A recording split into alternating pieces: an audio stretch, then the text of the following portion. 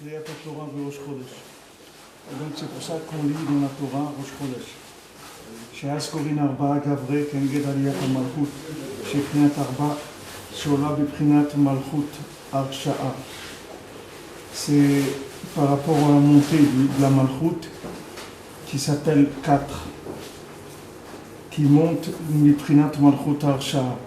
C'est-à-dire ça on l'avait déjà étudié, que la malchoute c'est 4 et qu'il y avait aussi 4 malchouyot de Sitra Achara, 4 pouvoirs de Sitra Achara. C'est pour ça aussi qu'il y a eu 4 galouyot, il y a 4 exils.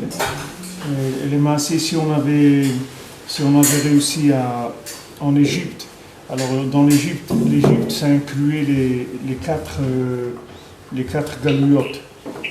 Mais comme on n'a pas pu rester 400 ans, c'est-à-dire qu'il fallait 4 siècles pour réparer chacune des parties du pouvoir d'Hachem, et il y a 4 lettres de Yud-Ke Vav-Ke, il fallait qu'on répare les 4 lettres du pouvoir d'Hachem dans le monde.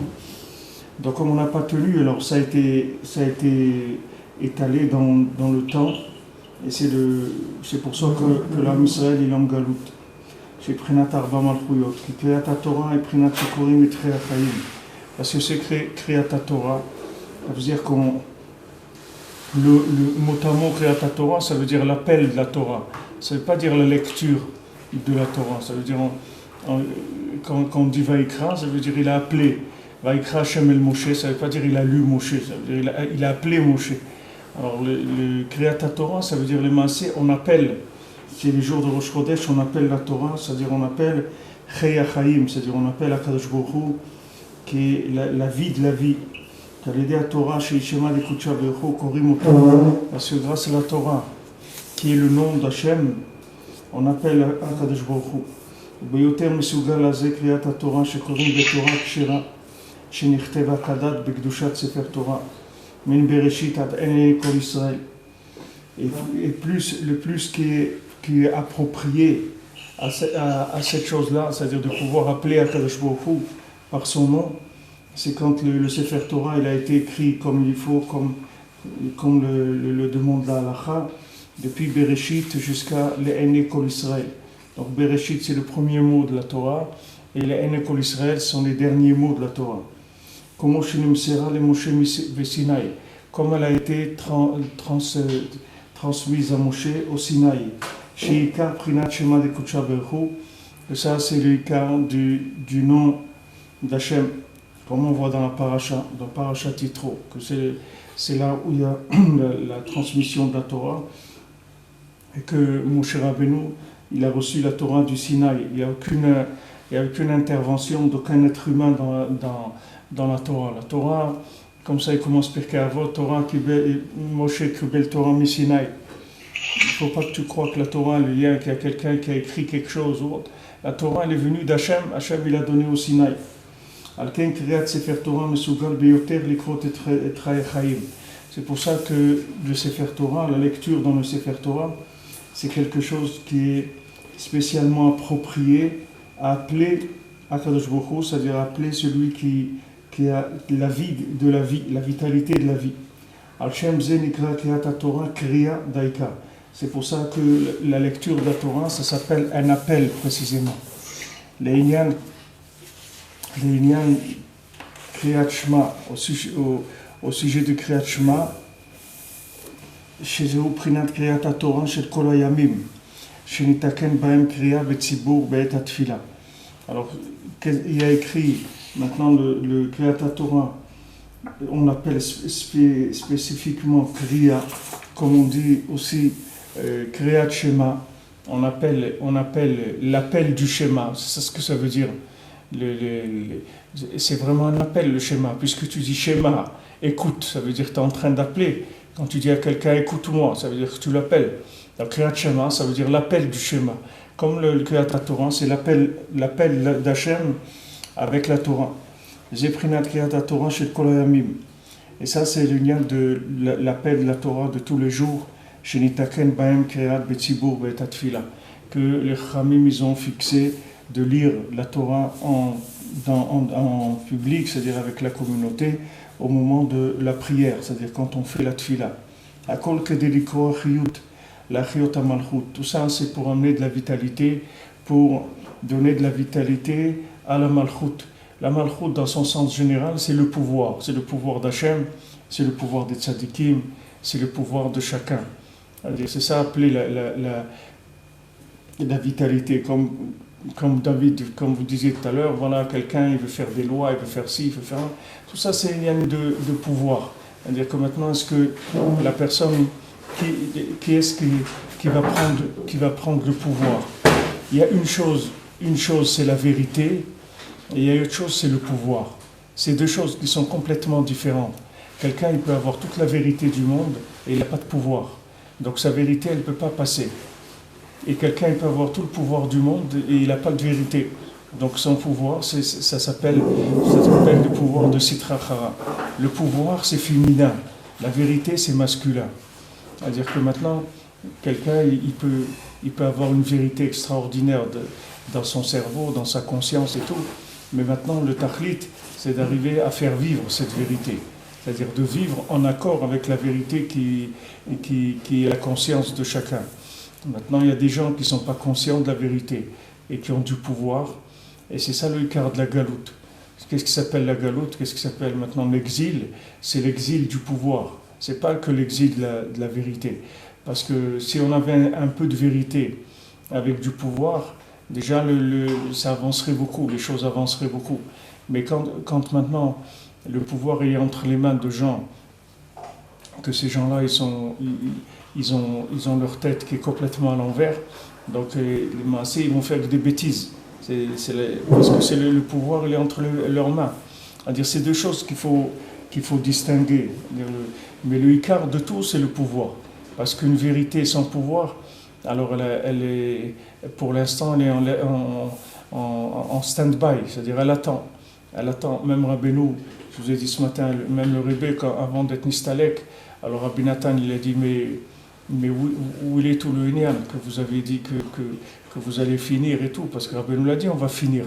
Rabbeinu l'a dit, ça y est, je vais amener Mashiach, et Rabbeinu lui-même, c'était Mashiach, et ça y est, tout était réglé déjà, parce que le Rebbe, quand il a vu la Torah qu'il a atteinte, il a compris que c'est terminé.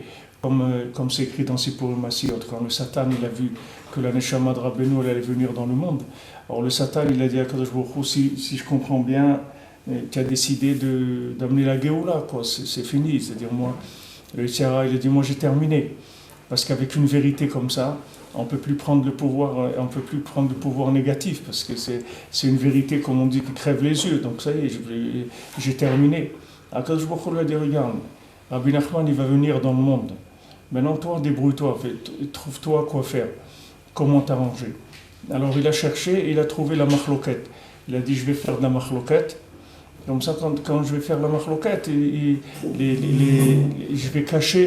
vais cacher au maximum cette vérité. C'est-à-dire, je vais empêcher au monde au maximum de voir cette vérité-là. Et avec ça, on va gagner du temps.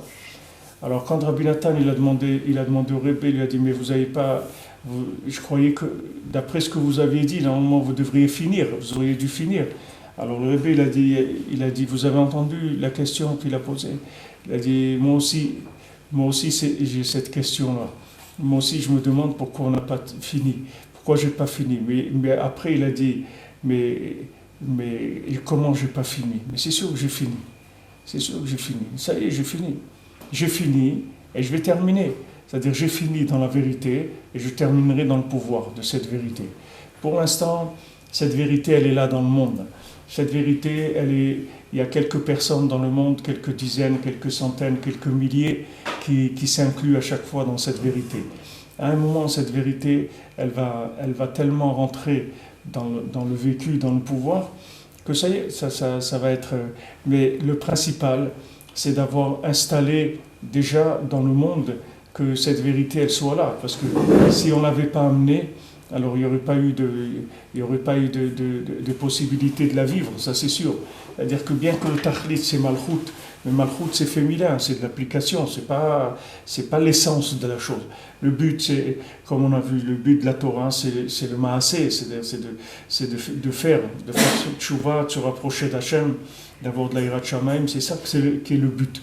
Mais maintenant, il y a une vérité dans le monde, que cette vérité, elle va te donner cette Yirat Shamayim, elle va prendre ton pouvoir. Les Maaseh, l'homme aussi, il est en guerre permanente. Qui est-ce qui va prendre le dessus sur lui? C'est-à-dire, est-ce que maintenant c'est ta vote qui vont prendre le dessus? Est-ce que maintenant c'est son kavod? Ou bien est-ce que c'est la vérité qu'il connaît? C'est-à-dire, qui est-ce qui va prendre le dessus? Et l'homme, il est déchiré entre ces choses-là. Alors, le maaseh, quand on fait Kriyat Shema, on fait Kriyat Shema, Kriyat Torah, on appelle Hachem, on dit Hachem, viens, prends le pouvoir. Tu vois, David Ameller, lui croyait qu'il allait construire le Beth Amikdash. Kadosh Baruch Hu lui a dit, tu ne peux pas construire le Beth Amikdash. Parce que le monde, il n'est pas prêt encore à ce pouvoir-là. La preuve, il est venu à Avshalom, il l'a complètement basculé. C'est-à-dire que David Ameller, il pouvait pas rester. Il a été obligé de quitter Yerushalayim et comme ça, pieds nus et dans un état en train de pleurer. Et tous les gens ils pleuraient avec lui, etc. Et ils sont partis des milliers comme ça. Et Avshalom, il a séduit le peuple, il leur a fait des trucs et tout, il les a attrapés. Ils étaient des milliers à être contre David Ameller. Sauf. C'est sûr que Hachem, il a le dernier mot. Mais quand Hachem, il doit intervenir, c'est embêtant. Parce que quand Hachem, il intervient, ça veut dire qu'on n'est pas dans la Géoula. Hachem, il n'a pas besoin d'intervenir pour qu'il y ait la Géoula. Tout le Inyan, c'est que le plat, il cuise à petit feu. Si maintenant tu dois utiliser le micro-ondes, ça vaut rien. Tu comprends? C'est-à-dire, si Hachem, il vient et il intervient, comment Hachem il a intervenu? David Ameller, Avshalom, il avait deux conseillers. Et un de ses conseillers, c'était Achitophel. Et Achitophel, c'était un chacham gadol meod. C'était un ben adam qui avait une chokhma tellement propre, tellement fine. C'était mamash, c'est comme du Ruach HaKodesh. C'est-à-dire que quand il te donnait un conseil, c'est pas un conseil 80%, c'est 100%, c'est tout. Maintenant, lui, il a dit à Avshalom comment il fallait faire pour vaincre David. Il lui a dit, tu vas aller comme ça, tu vas maintenant tout de suite que David il est affaibli parce qu'il vient de partir et ils sont tristes, etc. Tu vas aller tout de suite comme ça, tu vas les attaquer, tu vas gagner. Et il y a un autre, je crois, qui s'appelle Uriah, je crois, l'autre qui est venu et qui a donné un autre conseil à David Ameller. Il a dit, mais non, il ne faut pas faire comme ça, il faut les laisser pour qu'ils croient comme si. Il a présenté les choses différemment. Et quand il a présenté les choses différemment, et Avshalom, il a dit, ouais, on va faire comme lui, comme Uriah, on ne va pas faire comme Achitophel. Et le maaseh, Achitophel, il était tellement sûr qu'il avait raison, que quand Avshalom, il n'a pas écouté ce qu'il lui a dit, Achitophel, il est rentré chez lui, il a fait un testament à sa femme et ses enfants, il s'est pendu. Parce qu'il savait que David Ameller, il allait gagner, et qu'il allait revenir, et que comme lui, il avait été un révolté contre le roi, il allait le tuer, David Ameller. Donc sa tête, elle était claire, 100%. Et maintenant, c'est écrit là-bas, Hachem, il a fait que le conseil d'Achitophel, il n'est pas passé. Que Avshalom, il a, comme on dit, Hachem Ephir et Tzad Goïm, que je retourne le conseil. C'est-à-dire que maintenant, quelqu'un, il voit un conseil, il dit, on va faire comme ça. Alors il décide de faire comme ça. Le maaseh, il ne sait pas si ça c'est bien ou pas. C'est à la fin, il va voir qu'est-ce que ça a donné.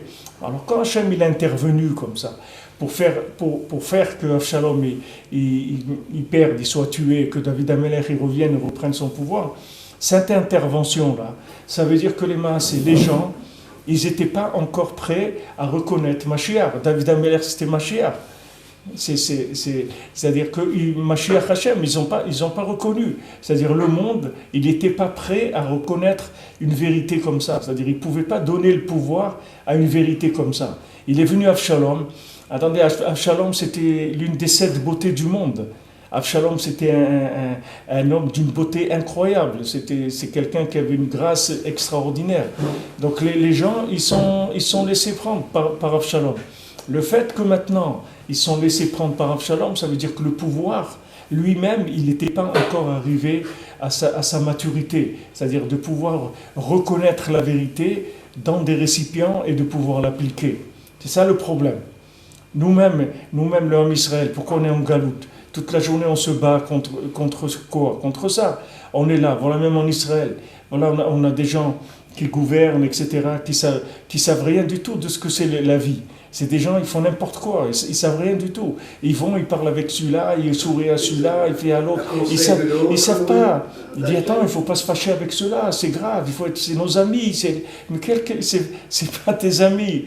C'est pas tes amis, Birlal. Si tu crois qu'ils sont là parce qu'ils sont... mais pourquoi? Parce qu'ils n'ont pas de kécher avec Hachem. En tout cas, ils n'ont pas un kécher assez grand de manière à ce que la vérité, elle prenne le pouvoir. David Amelech, quand il prie, il dit Hachem, Adricheni be'amitecha. Il dit Hachem, donne-moi les chemins de ta vérité, pas de la mienne. Pas comme moi je vois les choses, comme toi tu vois les choses. Comme il dit le petit Shmuel, avance avec Hachem qui est en toi. Fais avancer Hachem en toi. Tu vois David Amelech, tout ce qui passe, mais à aucun moment David Amelech il se révolte. Il n'y a aucun moment où tu verras que David Amelech il dit mais c'est quoi ça, truc et tout, mais quoi, c'est Shmuel qui m'a roi et c'est Hachem qui a décidé que je sois roi. Moi j'étais un berger tranquille, qu'est-ce qu'on est venu m'embêter et truc, voilà, Shaoul il veut me tuer, après mon fils il veut me tuer, après le peuple il veut me... Mais c'est quoi cette histoire-là? Moi j'étais tranquille, j'étais un berger, qu'est-ce qu'on est venu m'embêter? Moi, j'étais tranquille avec mes moutons, j'étais en train de jouer du pipeau tranquille avec mes moutons, qu'est-ce qu'on est venu m'embêter maintenant? Jamais il dit ça, David Amelech, jamais il pense comme ça. Parce que toutes les situations dans lesquelles David Amelech il rentre, tu vois ce que c'est un roi, tu vois la possibilité qu'il a à se plier, c'est ça la grandeur d'un roi. Tu vas voir que c'est l'homme qui peut le plus se plier et se soumettre au monde. C'est ça qui veut dire que c'est un roi. Quand quelqu'un il peut se soumettre, ça veut dire que c'est un roi. Pourquoi? Parce que si quelqu'un il peut se soumettre, ça veut dire qu'il a le pouvoir. C'est ça le pouvoir. C'est la force de la soumission à la vérité. C'est ça le pouvoir.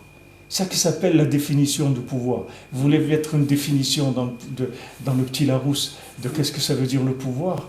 C'est la capacité de se soumettre à la vérité. C'est ça le pouvoir. Plus quelqu'un se soumet à la vérité, plus il a du pouvoir. C'est ça la définition du pouvoir. Maintenant, tu vois David Amelech, un roi, Mashiach, un homme comme ça, le cœur du monde, avec un cerveau comme il avait, un cœur comme il avait, comme tout ce qu'il savait de la Torah, tout ce qu'il savait d'Hachem, le Kesher qu'il avait avec Hachem, le roi HaKodesh qu'il avait tout le temps. Et quand maintenant ils doivent aller faire la guerre contre le Ham Israël, ils sont en guerre avec la partie du Ham Israël qui a été avec Avshalom. Alors lui il dit allez on y va, je viens avec vous et tout. Le Ham Israël dit non, le roi, venez pas avec nous, vous restez là à votre place et on a besoin de vous, que vous priez, vous allez prier pour nous et vous allez nous donner des conseils, c'est ça qu'on a besoin, mais vous restez là, mais on n'a pas besoin de vous, venez à la guerre. Et ils lui ont dit pourquoi? Il dit parce que si vous ne venez pas à la guerre avec nous, eux, ils vont savoir que vous n'êtes pas avec nous. Donc, ils vont pas. Tout leur but à eux, c'est de vous attraper à vous, de vous tuer. Donc maintenant, s'ils savent que vous n'êtes pas avec nous, ils vont pas être aussi féroces dans la guerre. C'est-à-dire qu'ils vont pas nous tuer à nous, parce que leur but, c'est de vous attraper à vous. C'est pas à nous. Donc, si vous venez avec nous, alors là, ça va les enrager encore plus. Donc, qu'est-ce qu'il leur dit, David Amelech? Il leur dit, faites comme vous décidez, je suis d'accord. Regardez, un roi, le roi, David Amelech, il leur dit ce que vous décidez, je suis d'accord, alors qu'on fasse comme vous avez décidé, c'est bien. Faites on fait comme vous avez dit. Alors qu'un roi, si tu crois que le roi, c'est les rois comme nous on voit, des présidents autres, jamais il va faire ça, dire comme vous avez dit. Non, il faut faire comme je dis, etc. C'est moi qui tiens le volant et je laisserai personne, etc. On voit la grandeur, les massés vous voyez comment le monde il est à l'envers, parce que comme on est dans Klipat Esav, donc les choses elles sont complètement inversées. C'est-à-dire chez Esav, le gars qui se soumet, c'est le contraire du pouvoir. Le pouvoir, c'est quelqu'un qui soumet à personne. C'est ça le pouvoir. C'est un dictateur. Un dictateur, c'est lui qui a le pouvoir. Il vient, il écoute personne, il fait ce qu'il veut et il est capable de l'appliquer. C'est ça le pouvoir. Comme ça que ça s'appelle dans Esav. Mais c'est le contraire du pouvoir. Le pouvoir, c'est pas ça. C'est pour ça qu'ici, on fait Kriyat Torah, Kriyat Shema, c'est-à-dire on appelle la vie. On appelle la vie, c'est-à-dire appeler la vie, ça veut dire qu'on veut donner, on veut que le pouvoir qu'on a, ça soit un pouvoir de Kedusha. C'est ça qu'on veut. Que ce soit le pouvoir d'Hachem. Et c'est ça le cœur de la Tfila, de la Hitbodedut, de l'Imoud de la Torah, que quand on étudie la Torah, quand on prie et tout, pourquoi on étudie la Torah? Pourquoi on dit étudier l'Ishma? Qu'est-ce que ça veut dire étudier l'Ishma? Pourquoi on parle de l'étude l'Ishma?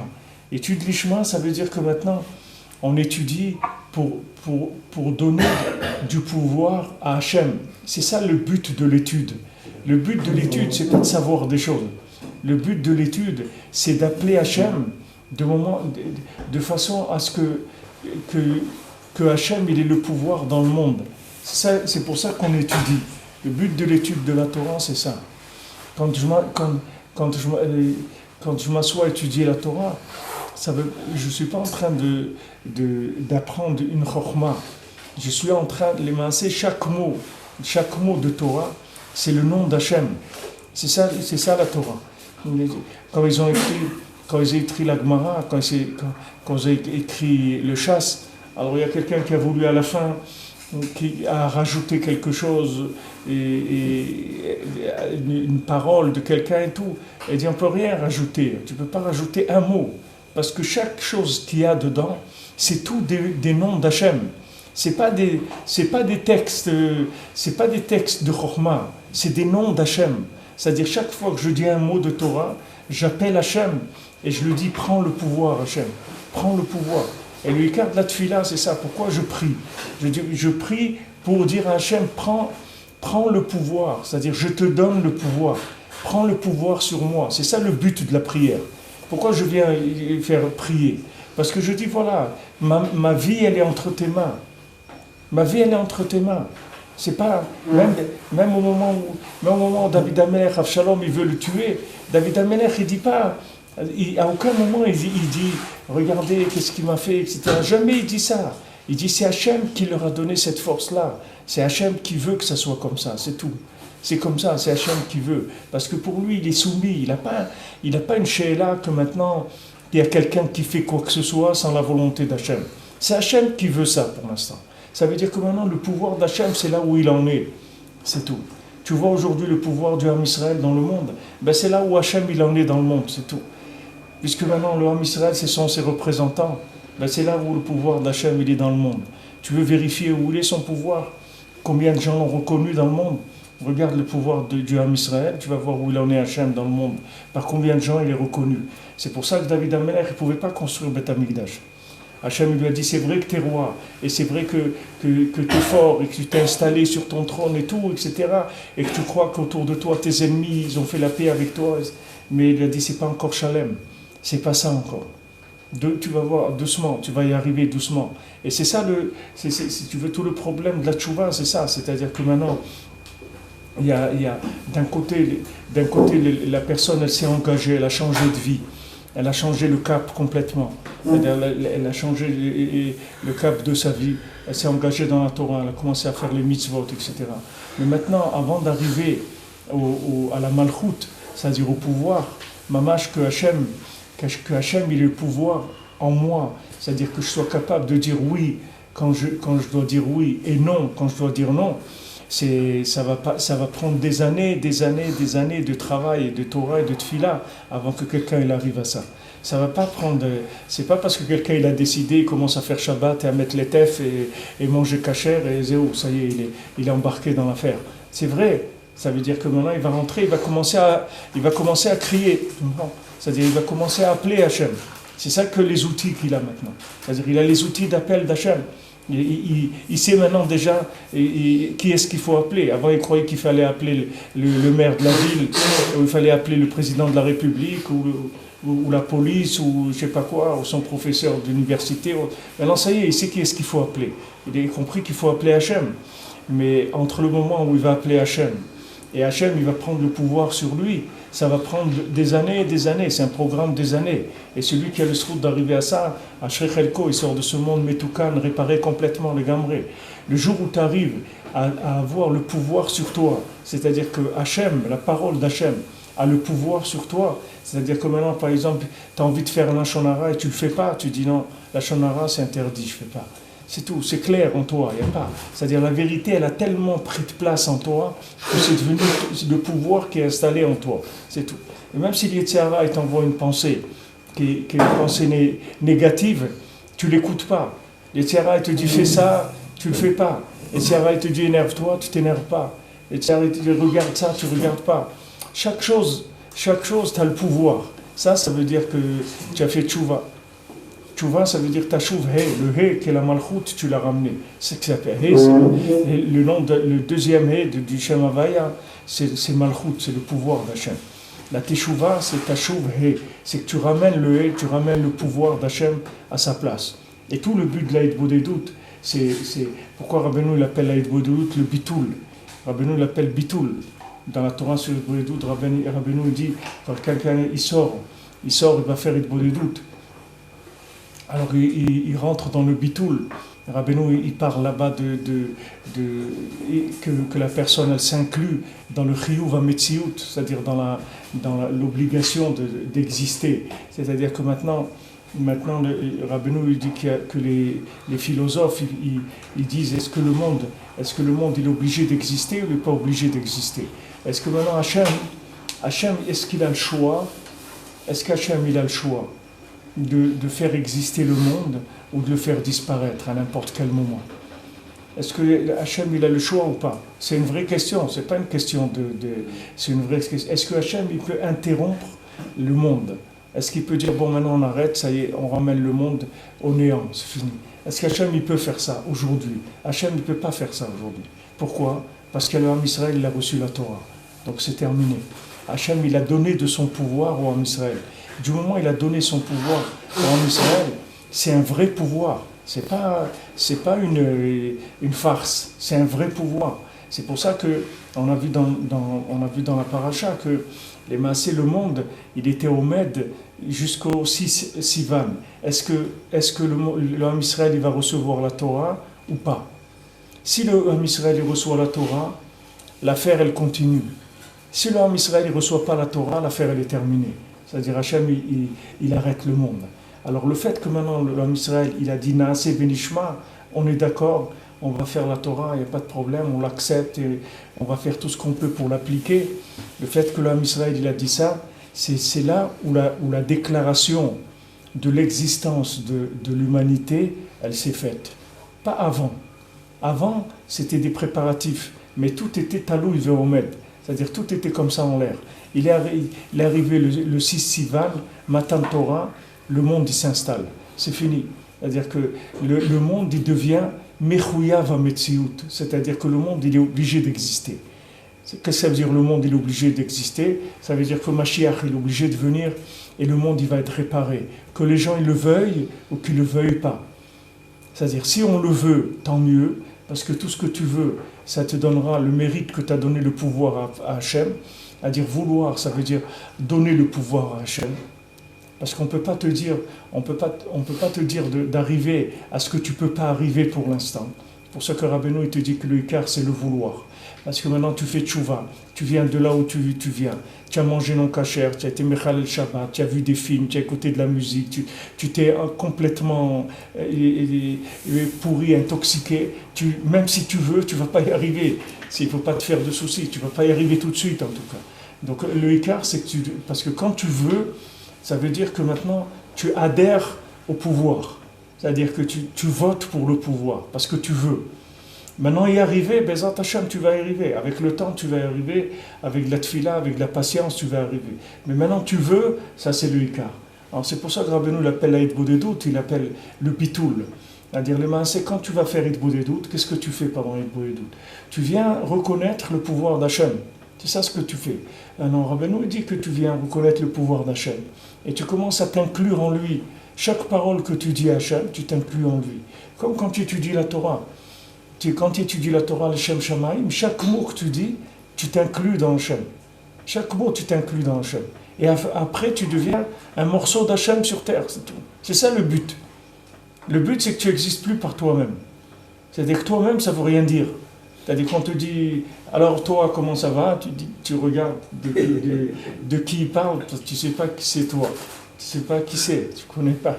Tu dis, moi, je ne sais pas qui c'est. Moi, je ne connais pas. Je connais Hachem, je connais Rabbi Ahmad, mais moi, je ne sais pas. Moi, je ne sais pas ce que ça veut dire. C'est-à-dire que maintenant, la personne, elle s'est tellement soumise qu'elle a tout réparé. C'est comme ça que tu vas réparer toutes tes midotes. Tes midotes, elles vont venir par la soumission à la vérité. C'est-à-dire toute la guerre dans l'homme, c'est combien la vérité, elle va prendre la place, une place effective dans ma vie, une place d'application. Alors, il y a les etzot que le Rebbe donne, c'est que des etzot de Malchut. C'est ça les etzot que le Rebbe donne. C'est pour ça que le Rebbe il a dit de venir chez lui à Rosh Hashanah, parce que c'est uniquement pour le tikkun de la Malchut, c'est pas pour autre chose. C'est pas pour faire un rassemblement de trucs, quoi que ce soit, c'est pour être metaken la Malchut d'Akadosh Baruch Hu, c'est tout. Chaque Rosh Hashanah, la Malchut, elle monte d'Hachem. Chaque personne qui vient à Rosh Hashanah, elle augmente le pouvoir d'Hachem. Parce que maintenant, du moment où tu t'inclus dans la Nekuda de Rosh Hashanah, du tzaddik de la génération, avec ça tu fais que le pouvoir d'Hachem il monte. Parce que le nom du tzaddik, c'est le nom d'Hachem. C'est le nom d'Hachem. Parce que lui, il n'existe pas. Lui, il n'existe pas. Même s'il s'appelle Rabbi Nachman Breslev, mais ce n'est pas un Ben Adam. C'est un morceau d'Hachem, c'est tout. Qui est dans le monde, c'est tout. C'est quelqu'un qui a donné sa vie pour Dieu. Toute sa vie. Ses pensées, ses actes, tout ce qui pouvait se faire dans ce monde. Chaque respiration, il a donné à Hachem. Tout, c'est pas, comme on dit Moshe, Isha Elohim. C'est un homme de Dieu. C'est pas un homme. Gam bechaya minu leolam, on l'a vu dans la paracha. Même en toi, ils vont croire pour l'éternité. C'est-à-dire qu'ils sachent que tu es un morceau d'Hachem. Anachnouma. Dès le début, il est devenu. Hein? Dès le début, où il est devenu? Non, il est devenu. Il est devenu. Il n'était pas.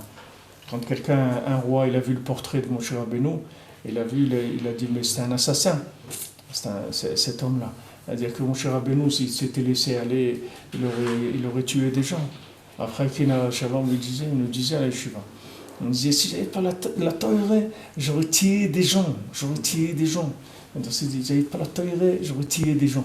C'est-à-dire que ce koach-là, il a mis dans la Torah. C'est-à-dire c'est des gens qui avaient des midot, des midot très très fortes de nitzachon, de vaincre, et ce pouvoir-là, ils l'ont mis au service d'Hachem. C'est ça le but de l'homme. Donc maintenant, quand quelqu'un s'inclut dans... Parce que Rosh Hashanah, c'est le tachlit du pouvoir, puisqu'on dit Amelech, toutes les tfilotes qu'on dit à Rosh Hashanah, c'est Amelech, c'est tout pour les maasés sur quoi on fait tchouva. C'est qu'à un moment, quand on a fait une avéra, on avait le choix entre donner le pouvoir à Hachem ou donner le pouvoir à notre Yitzhara. Alors si on a fait une avéra, on a donné le pouvoir au Yitzhara, on a encore retardé le Mashiach. Et c'est quelqu'un, il a donné le pouvoir à Hachem. Alors tout le lien de Rosh Hashanah, c'est de faire avancer la chose. Non, plus le kibbutz il est grand, et plus maintenant le nom d'Hachem il prend de la place dans le monde. Est-ce que ça dépend de la kavana qu'on a? Quoi? Ça dépend de quelle intention on a quand on y va ou... C'est ça la kavana. Quelle est la kavana? Rabbi nous dit, c'est ça la kavana. La kavana, c'est d'aller chez lui pour être metaken la malchut d'Hachem. C'est pour ça qu'on va. C'est pas pour lui. Tu lui dis, tu crois qu'il a besoin qu'on vienne visiter, il n'a pas besoin de nous. Mais seulement quand on vient, comme lui, c'est quelqu'un qui est soumis entièrement à Hachem, alors on reconnaît pas le pouvoir d'Hachem. Quand tu reconnais le représentant d'Hachem, alors tu reconnais le pouvoir d'Hachem.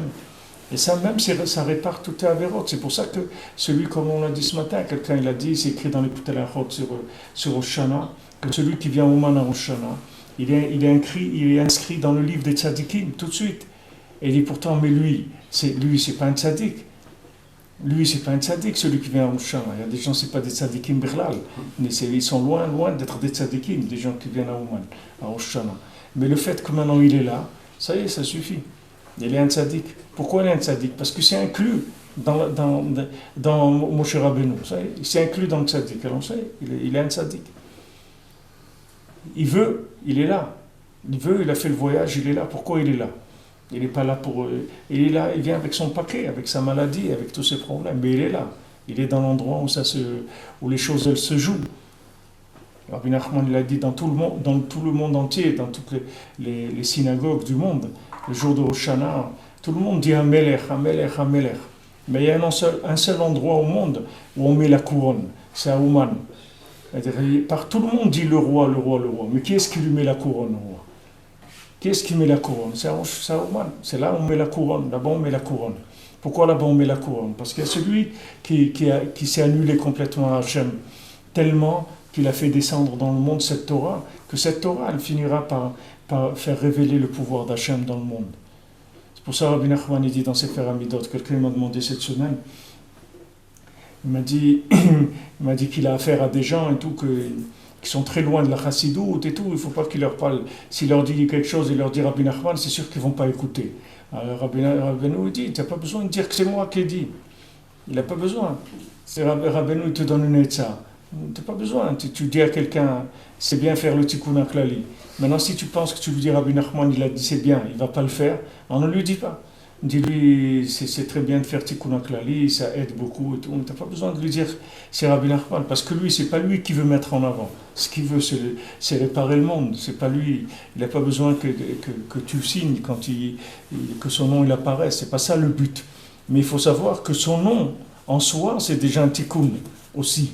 C'est-à-dire que celui maintenant qui est nichlal dans le nom du tzaddik, il est nichlal dans Hachem. Parce que le nom du tzaddik, c'est le Shem Hachem. Il y a toute une Torah dans le côté moral, Torah Samer Zayin, dans la Torah qu'on fait dans Tisha B'Av, tout c'est une Torah qu'on peut étudier même quand quelqu'un est endeuillé ou autre. Cette Torah, il peut l'étudier parce que c'est la Torah qui parle de la istalkut du tzaddik, c'est-à-dire quand le tzaddik quitte ce monde. Cette Torah, Rabbeinu l'avait faite pour le espède de Rav Levi Yitzhak de Berditchev. C'est-à-dire personne ne savait que Rav Levi Yitzhak de Berditchev il était niftar. Rav Levi Yitzhak de Berditchev il est niftar en Tishri. C'est en Tishri qu'il est niftar. Alors Rabbeinu, lui, Beruch HaKodesh, il savait qu'il était niftar. Alors Rabbeinu, il a fait un espède pour lui dans cette Torah, la Samer Zayin. En même temps, il parle de lui, en même temps, il parle de Rav Yitzhak de Berditchev. Et il parle de la galoute de la Shrina, que quand maintenant le tzaddik quitte le monde, alors toute la splendeur du monde, elle s'en va. Toute la splendeur du monde, elle s'en va. C'est-à-dire la beauté du monde, c'est le tzaddik, c'est-à-dire la beauté du monde. La beauté de l'application de la parole d'Hachem, c'est ça qui s'appelle la beauté. La beauté qu'il y a dans le monde, c'est quelqu'un qui s'est soumis à Hachem d'une façon totale. C'est ça. Maintenant, nous, on est sur la route. On est en voie de développement, c'est-à-dire on est sur la route, on essaye, il y a des jours où on n'a même pas envie parce qu'on est fatigué, il y a des jours où on a très envie, il y a des jours où on a un peu envie, et on essaye, c'est tout, chaque jour on essaye un petit peu de donner le pouvoir à Hachem. C'est ça le tachlit de la Torah. Tout le tachlit de la Torah c'est kriya, c'est-à-dire qu'on appelle Hachem, on dit viens en moi Hachem. C'est-à-dire, révèle-toi en moi, prends le pouvoir, je te donne le pouvoir. Je te donne ma vie, ma vie elle est à ton service. Je ne veux pas prendre de ce monde, je veux te donner, c'est tout. Prends ma vie. C'est ça le tachlit de l'homme, le jour où il arrive à tout donner à Hachem, ça y est, il a été metaken la malchut. Son chélek de malchut, il a été metaken. Al-ken bechol shekorin shlosha gavre, ki az bechol yesh asiyat melacha, azay shortim alametet melachot. Maintenant, dans la semaine, on lit 3, il n'y a que 3 qui montent à la Torah. Rosh Chodesh, il y a 4. 4, c'est le tikkun de la malchut, parce que c'est les 4 lettres d'Havaya. Maintenant, dans lundi et jeudi, comme on travaille, comme on est dans les 39 travaux. Donc, ça veut dire que là-bas, c'est sûr qu'à un niveau ou à un autre, le pouvoir d'Hachem, il ne va pas être Beshlemut. C'est-à-dire qu'on ne va pas arriver à donner le pouvoir à Hachem Beshlemut. Donc, il n'y a que 3 qui montent. C'est-à-dire pas 4. Parce qu'il manque le 4e. Shem Zuamat Anachash Prinat Malchut Harsha. Parce que là-bas, il y a le mal du serpent, qui est le touma du serpent qui se trouve là-bas. Donc la touma du serpent, c'est Malchut Arsha. C'est-à-dire que le fait que maintenant, d'où viennent les 39 travaux, c'est-à-dire pourquoi on doit les travailler, c'est parce que Esav, il n'a pas voulu se soumettre à Yaakov. Le fait que Esav, il a pas voulu se soumettre à Yaakov, il nous a obligés, les Maasé, à rentrer dans une espèce de schizophrénie. C'est-à-dire que le Ben Adam, il est ambivalent. C'est-à-dire qu'il a un côté dans la matière, il a un côté dans la spiritualité. Mais maintenant, normalement, ça ne devait pas être comme ça. Si Esav, qui est le pouvoir, c'est-à-dire qui est les mains, c'est-à-dire qui est l'action, il s'était soumis à Yaakov, l'histoire, elle n'aurait pas été comme ça. L'histoire, elle aurait été complètement différente. Parce que du moment où Esav, qui est la malchoute, le pouvoir, il se soumet à Yaakov, ça y est, le monde, il va vers sa réparation tout de suite. C'est fini, le monde, il se répare. Il n'y a pas il y a des gens, voilà, quelqu'un, je ne sais pas, un ministre, je ne sais pas, d'Autrichien, ou je ne sais pas, aujourd'hui, il a dit, mais c'est quoi cette histoire des implantations, des trucs. Quand deux peuples ils veulent faire la paix, on ne parle pas sur des morceaux de terre, c'est des concepts de paix entre des peuples. On ne parle pas maintenant de donner des terres, pas donner, c'est pas ça qui doit motiver de la paix. La paix, on vient, on dit voilà, je m'excuse et tout, on va s'arranger, mais on ne fait pas dépendre la paix dans des terrains ou des trucs comme ça. Je dirais que ça, c'est un problème, de parler comme ça veut dire qu'il n'y a aucune intention de paix véritable. C'est pas du tout la paix qui motive les gens. Il y a des gens qui voient dans le monde, qui voient clair, simplement, c'est tout. Qui ont une vision claire des choses. Alors maintenant, si Esav, il s'était soumis un petit peu à Yaakov, qu'un petit peu, le monde, il aurait été complètement différent. Mais le fait que Esav, il n'a pas voulu du tout se soumettre à Yaakov, Esav, il a voulu rester indépendant. Il a dit non, moi, le pouvoir, je veux le garder, mais je veux rien avoir à faire avec Yaakov, et même il voulait tuer Yaakov. Alors tout ça a fait un décalage, parce que maintenant Yaakov, il a été obligé de se déguiser en Esav pour la Parnassa, et quand il s'est déguisé en Esav, alors le déguisement, il a collé un petit peu, surtout avec les années. Comment tu veux dire à un juif, le pauvre, il vit dans la clipat à Esav, on est dans la galoute de Esav, ça c'est une chose. Et deuxièmement, il a besoin lui-même, il est en galoute qui doit travailler pour sa parnassa, il doit faire une ishtadout pour sa parnassa. Après tout ça, tu lui dis donne le pouvoir à Hachem. Très très difficile, très difficile. C'est extrêmement difficile. Tu mets quelqu'un, tu le trempes dans de la teinture noire et tu lui dis il faut qu'il reste blanc. Difficile, très difficile. C'est-à-dire tout ce qu'on vit, c'est le contraire de ce qu'il faudrait vivre pour pouvoir être ce qu'on doit être. Comment tu veux que les gens ils s'en sortent? C'est extrêmement difficile. C'est des nissim, les gens qui sont dans la Torah, les gens qui étudient la Torah, c'est des nissim. Parce que normalement, on devrait être complètement avalé par les systèmes. Parce que c'est ça les systèmes. Le système, c'est le pouvoir de Esav. C'est ça la galoute. On est dans le pouvoir de Esav. Le pouvoir de Esav, c'est tu travailles, comme les gens te disent, mais qu'est-ce que vous croyez? Moi, j'ai travaillé dur. C'est vrai, j'ai réussi et tout, mais j'ai travaillé dur. Mais ça, c'est des trucs qui, toute la journée, c'est comme ça. Va dire à quelqu'un, non, tu sais, c'est dommage, tu as travaillé pour rien. Comme celui qui voulait manger, alors il est venu chez un bûcheron, il a dit, voilà, tu casses l'arbre et après je te paye en te donnant ton repas. Alors il dit d'accord, toute la journée il a cassé du bois. Et le soir il lui a dit bon, tu montes au premier, tu leur dis qu'ils te servent, ils vont te servir à manger. Alors il va et il demande de manger, on le sert.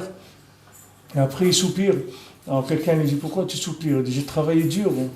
J'ai travaillé dur pour ce repas. Là, on lui dit qu'est-ce que ça veut dire tu as travaillé dur pour ce repas?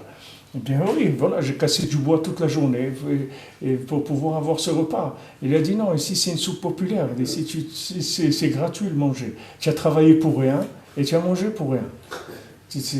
Maintenant la personne, pourquoi nous on croit que si on travaille on va avoir de la parnassa? C'est parce qu'il y a notre clipat de Esav, c'est tout.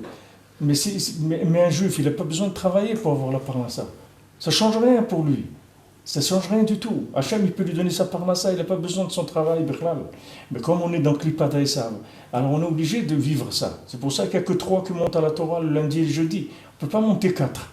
Parce que c'est sûr que le pouvoir, quelque part, il a été donné un petit peu au côté gauche, c'est-à-dire au côté de Esav. C'est ce qu'on appelle la galoute de chacun. Et il ne faut pas s'en vouloir. C'est au contraire, c'est-à-dire il ne faut pas s'en vouloir, il faut avoir beaucoup de simra pour les peu de moments que chacun est là, où il sort de Klipat Esav Behemet, c'est-à-dire les moments où Hachem il lui donne la possibilité de sortir de là et de faire sa tfila, ou de faire Idbodedut, ou d'étudier la Torah, ou de faire des mitzvot, ces zmanim-là, combien il faut remercier Akadosh Baruch Hu qu'il nous a sauvés pendant ces instants-là, que ce soit des heures ou des minutes, chacun a le srout qu'il a, de sortir de cette klipa-là. C'est un srout gadol. Regardez notre peuple où il est. Ne croyez pas, regarde où il est notre peuple.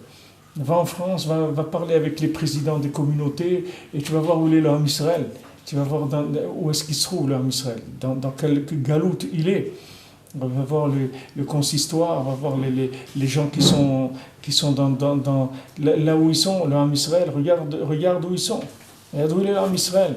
Le Esav, il ne donne pas, c'est galoute, c'est galoute terrible. C'est pour ça que, il faut avoir beaucoup de simra qu'on nous laisse. C'est les maasés. Rabbeinu dit que Esav, c'est lui qui tient Eretz Israël, parce que Seir, ça se trouve à la frontière d'Eretz Israël. C'est-à-dire que Rabbeinu dit que l'épée de Esav, elle ne laisse pas rentrer en Eretz Israël. Et que les Maasés ont obligé de passer par Esav pour pouvoir rester en Eretz Israël. C'est-à-dire ce qu'on vit aujourd'hui, que toujours ils disent il faut demander aux États-Unis, il faut les respecter, etc. C'est pas parce que voilà, maintenant ils ont dit en 2000 trucs, cette année on vous donne 3 milliards de dollars, ou je sais pas quoi, ou 30 milliards, je sais pas combien. On va dire pourquoi ? Parce que pour l'instant, il y a une emprise de Esav sur Eretz Israël. Et on ne peut pas l'enlever comme ça. Tu ne peux pas dire demain, écoutez, ça y est, tu peux pas faire ça, parce qu'il a une emprise. Comme il a une emprise sur toi, essaye de lui dire, le Esav qui est en toi, essaye de lui dire au revoir, je m'en vais, et tu vas voir. Dis-lui ça, et regarde comment il va réagir, et tu vas comprendre au niveau du monde comment ça se passe. C'est la même chose. Dis-lui au Esav qui est en toi, dis-lui écoute Shalom, tu m'oublies, maintenant moi je vais devenir Yaakov, oublie-moi complètement, oublie le Esav qui est en moi, maintenant je deviens Yaakov, tu vas voir comment il va réagir, tu vas voir si tu es capable de faire ça, tu vas voir que tu n'es pas capable de faire ça. Alors comme on dit doucement, Rabbeinu l'a dit doucement. Pourquoi Rabbeinu l'a dit doucement ? Parce que la vérité elle est là, c'est uniquement, laisse-lui le temps de faire l'effet, c'est tout. L'effet de cette vérité, elle va mettre le temps qu'elle va mettre. C'est pour ça que c'est tellement important de la diffuser. La fatsa, la diffusion de la Torah de Rabbeinu, elle est tellement importante parce que c'est vraiment comme vacciner le monde. C'est la même chose. C'est comme s'il y a une seringue, maintenant voilà, on est en train d'appuyer sur la seringue doucement, de la rentrer dans l'humanité. Et une fois que l'humanité, elle aura reçu cette Torah-là, ça y est, elle va basculer. Vous allez voir que les gens de Esav eux-mêmes, ils vont aller contre Esav. Que de Esav même, il va sortir des gens qui vont dire Esav, ça ne m'intéresse pas. Il y a combien des centaines de gens qui se convertissent toutes les semaines. Il y a des centaines qui se convertissent. Qui viennent d'où ? Ils ne viennent pas d'Ishmaël, ils viennent rien que de Esav. C'est rien que de Esav qui viennent. Parce que chaque fois qu'on est mitrazek, c'est-à-dire sur le pouvoir, qu'on donne le pouvoir à Hachem, chaque fois qu'on fait créer ta Torah, qu'on appelle la Torah, qu'on va être mitbatel à Hachem, il y a un qui sort de là-bas, ou un, ou deux, ou 10, ou 100, mais chaque fois qu'on donne le pouvoir, il y a un de Esav qui vient dans le Ham Israël, parce qu'on récupère le pouvoir. Mais petit à petit, on n'est pas pressé, il n'y a rien d'urgent, il n'y a pas d'urgence, parce que l'histoire, elle est terminée déjà.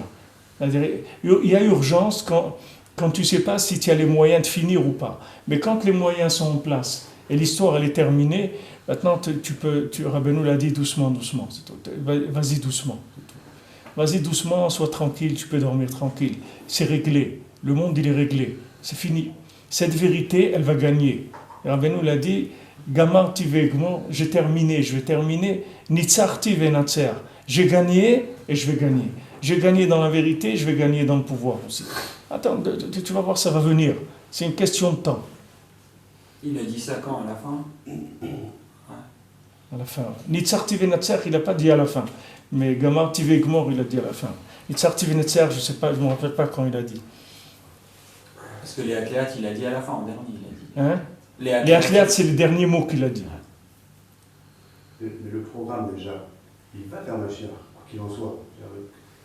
Quoi qu'il y ait le déroulement de l'histoire depuis, ça va faire Mashiach, de toute façon. De toute façon, le programme, il est réglé depuis le début. Le programme, il est réglé. Il est réglé depuis le début, mais si tu veux, le programme, même il est réglé depuis le début, mais il peut y avoir une... c'est-à-dire que ça peut s'imposer en dernière minute. Le monde, il peut être complètement à côté.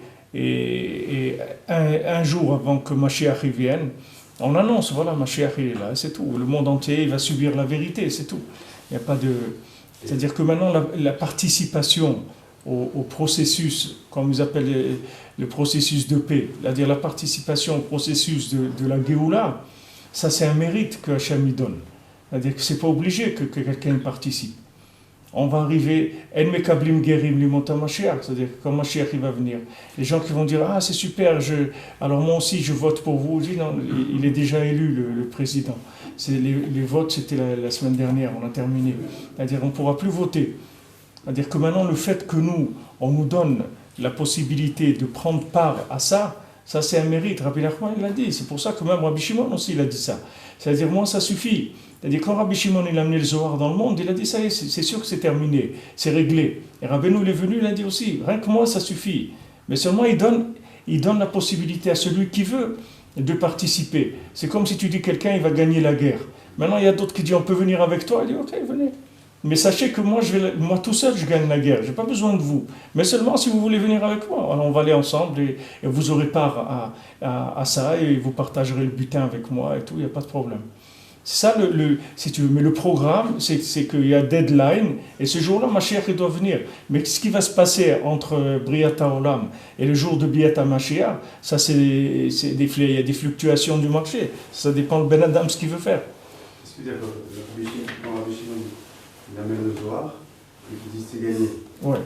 Alors, c'est gagné ou c'est pas gagné? S'il faut encore qu'il y ait quelqu'un qui vient derrière qui dit c'est ouais, gagné. il y a eu... Je ne sais pas ce que ça change. Il a amené, c'est-à-dire que le Zohar, c'est quelque chose qui a permis après, qui a préparé le terrain pour que Rabbi Nachman y vienne. On dit même à l'Akba Omer, il y a une parole qu'on dit à Breslev comme ça, qu'à l'Akba Omer, tout le monde va à Méron, mais Rabbi Shimon, il va à Ouman. Quelqu'un il a dit une blague aujourd'hui quelqu'un il a dit une blague aujourd'hui pour Tou Bishvat. Il a dit qu'est-ce que c'est Tou Bishvat? C'est Rosh Hashanah la Ilanot, oui, c'est le Rosh Hashanah des arbres. Alors il raconte une blague, il dit il y a un Breslever, hier soir à Chatzot, il est sorti, il a été faire une bonne doute à la forêt. Il arrive dans la forêt, il ne voit pas d'arbres. Il dit mais où ils sont les arbres? Il dit c'est Rosh Hashanah, ils sont Ouman. C'est Rosh Hashanah la Ilanot, ils sont partis au Ouman. C'est-à-dire quoi? Est-ce que dans la Rizal, est-ce que Mais ils n'ont pas dit ce que Rabbeinu il a dit. Eux, ils ont dit ça y est, ça veut dire que ça a commencé. C'est-à-dire le Rabbi Shimon, c'est les débuts. C'est le début, si tu veux, c'est le commencement de la fin. Mais il n'a pas fait la finale. Ce que Rabbeinu il a dit, Gamarti ve'egmor, il n'a pas dit. Il a pas dit. Mais il a dit qu'avec le Zohar, on va sortir de la galoute. C'est-à-dire c'est le début de la fin. C'est-à-dire du moment où on a été zoché, qu'Hachem il a donné l'autorisation du Zohar, ça veut dire que ça y est, on est proche de la fin. C'est comme si tu dis... il y a des gens qui veulent faire la guerre, mais pour l'instant, ils n'ont pas eu l'autorisation d'acheter des armes. Maintenant qu'ils ont eu l'autorisation d'acheter les armes, ça veut dire que c'est sûr qu'ils vont gagner la guerre. Ça ne veut pas dire que ceux qui ont donné les armes, c'est eux qui vont faire la guerre et qui vont gagner. Ça veut dire que ça y est, on est dans le processus de la Géoula. Depuis Rabbi Shimon, ça y est, c'est en place. Ça veut dire que du ciel, on a donné à l'homme la possibilité qu'il va prendre part à la Géoula. Mais Rabbi Shimon, il a dit, sinon moi et mon fils, ça suffit, et sinon moi tout seul, ça suffit. Ça veut dire que maintenant, Rabbi Shimon, lui tout seul, il a adouci complètement la rigueur du monde, tout seul. Pour ça qu'on a dit cette semaine, il n'y avait pas d'arc-en-ciel à l'époque de Rabbi Shimon. Toute la vie de Rabbi Shimon, il n'y a jamais eu l'arc-en-ciel. Parce que l'arc-en-ciel, ça vient pour montrer qu'il y a des problèmes, et qu'Hachem, il a dit qu'il n'amènerait plus le déluge. Hachem, il monte l'arc-en-ciel pour dire, voilà, sachez que normalement, d'après ce que vous êtes aujourd'hui, j'aurais dû amener le déluge, mais comme je me suis engagé, alors je ne l'amène pas. Mais de toute la vie de Rabbi Shimon, jamais eu l'arc-en-ciel. Parce que lui-même, il s'appelait Keshet Abrit, lui-même, il s'appelait l'alliance avec Hachem. Alors de lui, ça a commencé. Ça a commencé les choses sérieuses, c'est-à-dire ça a commencé Bémet que Hachem il a amené des rachamim dans le monde, parce que le Zohar c'est que des rachamim. Pourquoi c'est des rachamim? Parce que ça, si tu veux, c'est très proche de t'enlever le libre arbitre, très très proche. C'est-à-dire quelqu'un qui lit le Zohar, ça lui fait tomber des clipotes et des clipotes terribles, parce que tu vois une telle révélation de la vérité avec une telle douceur. C'est une telle profondeur, une telle douceur, c'est extraordinaire. Alors maintenant, ça c'est le processus. Après Rabbi Shimon, il l'a révélé comme il l'a révélé. Après, il est venu le Harizal, et il en a fait toute de la Kabbalah, etc., qui était dans le Zohar. Mais dans le Zohar, tu ne peux pas trouver la Kabbalah tout seul. S'il n'y avait pas le Harizal, jamais les gens ils auraient su sortir la Kabbalah du Zohar. Et après, Rabbeinu, il est venu, il a amené une autre dimension complètement au-dessus de la Kabbalah, au-dessus du Zohar, au-dessus de tout ça. Mais le début du Zohar, le Zohar, c'est le début de la Géoula. C'est le Tralta des Géoula. Et après, quand Rabbeinu il est venu, il a fini. Pour ça que Rabbeinu a dit, j'ai fini. Et Rabbeinu, il a dit, il n'y aura rien après moi. Et Rabbi Shimon, il n'a pas dit ça. Rabbeinu, lui, il a dit. Alors, il y a des gens, ça les énerve, ces choses-là et tout. Qu'est-ce que vous voulez qu'on fasse? C'est comme ça. On peut rien faire. Le Rebbe, il a dit comme ça. C'est comme ça, c'est tout. Des gens, ils croient que c'est eux. Ils auraient aimé, eux, écrire le dernier livre qu'il va y avoir dans le monde. Mais c'est pas eux, c'est tout. Il y en a un autre qui l'a écrit déjà, Mala Sot. Mais ça veut dire que ton Rabbi Shimon, c'est qu'il y avait une capacité à pouvoir le faire, mais seulement C'était pas encore, le monde, il n'était pas encore prêt. Ah, le monde n'est pas prêt.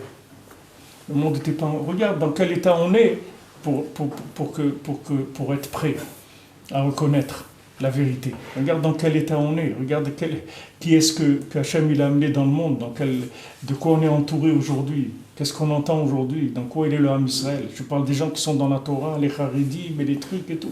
Regarde où on est, dans quel pétrin, dans quelle mélasse on est. Je disais ce matin, je parlais avec Hachem, je dis regarde, David Amelech, il est sorti de Yerushalayim, il a demandé au Kohen, il a demandé à Tzadok à Kohen, Urim Vetumim, il lui a dit Hachem, est-ce que je vais revenir à Jérusalem? Hachem lui a dit oui, tu reviendras à Jérusalem. Il me dit regarde, David Amelech, que c'était Mashiach, lui, il avait les Urim Vetumim, il leur demande, il dit nous, qu'est-ce qu'on a? On n'a rien dit, le mur, à qui on demande? À quelqu'un aujourd'hui qui a pu lui demander qu'est-ce que je vais devenir dans ma vie? Personne ne va te répondre. Et s'il te répond, il faut que tu te sauves de lui encore plus, parce que ça veut dire qu'il est fou. Tu vois? Il n'y a personne qui peut te répondre. Qui est-ce qui va te répondre aujourd'hui? Avant, tu avais des tzadikim, tu dors tranquille. Aujourd'hui, combien? Et il reste rien que du vouloir, et du vouloir, et du vouloir, et du vouloir, et du vouloir. C'est tout. Mais regarde, David Amelech, il avait Urim Vetumim. Si c'est Urim Vetumim, tu viens, tu lui dis je vais faire ça, c'est bon ou pas? Tu dis non, fais pas. Oui, fais-le. Et ça y est, tu pars, t'es tranquille, t'es sûr que c'est comme ça, c'est tout. Il n'y a pas peut-être ça va marcher ou peut-être pas ça va marcher. Je vous dis combien moi de rabbanim, j'ai demandé des choses, ils me disaient qu'est-ce que tu penses toi? Je dis qu'est-ce que je pense moi? Je dis si je viens chez vous, c'est pas pour vous me demander qu'est-ce que je pense moi. Moi je sais ce que je pense, si je voulais le faire, je l'aurais fait. Je viens parce que ce que je pense, j'en sais rien si c'est vrai ou si c'est pas vrai. Il n'y a pas. Alors qu'est-ce que tu fais? Il faut que tu vas, tu pleures, tu demandes à Hachem, aide-moi, et Tatsileni, Miyadachi, Miyadaïsa, sauve-moi, je ne sais rien, je ne sais pas ce que je suis en train de faire, je ne sais pas où je vais, j'en sais rien, peut-être c'est vrai, peut-être c'est pas vrai, je ne sais pas. Peut-être je me trompe, peut-être je ne me trompe pas, mais de toute façon on a une circonstance atténuante, il n'y a personne qui est là pour nous diriger. On est tous des orphelins, il n'y a personne qui est là pour nous dire, voilà, c'est comme, on a, Baruch Hashem, les tzadikim, ils sont là, ils sont avec nous. Mais combien de force il faut pour tirer le kécher avec les tzadikim? Combien de force il faut que tu sois en forme pour tirer le lien avec les tzadikim? C'est pas toujours que tu as la force.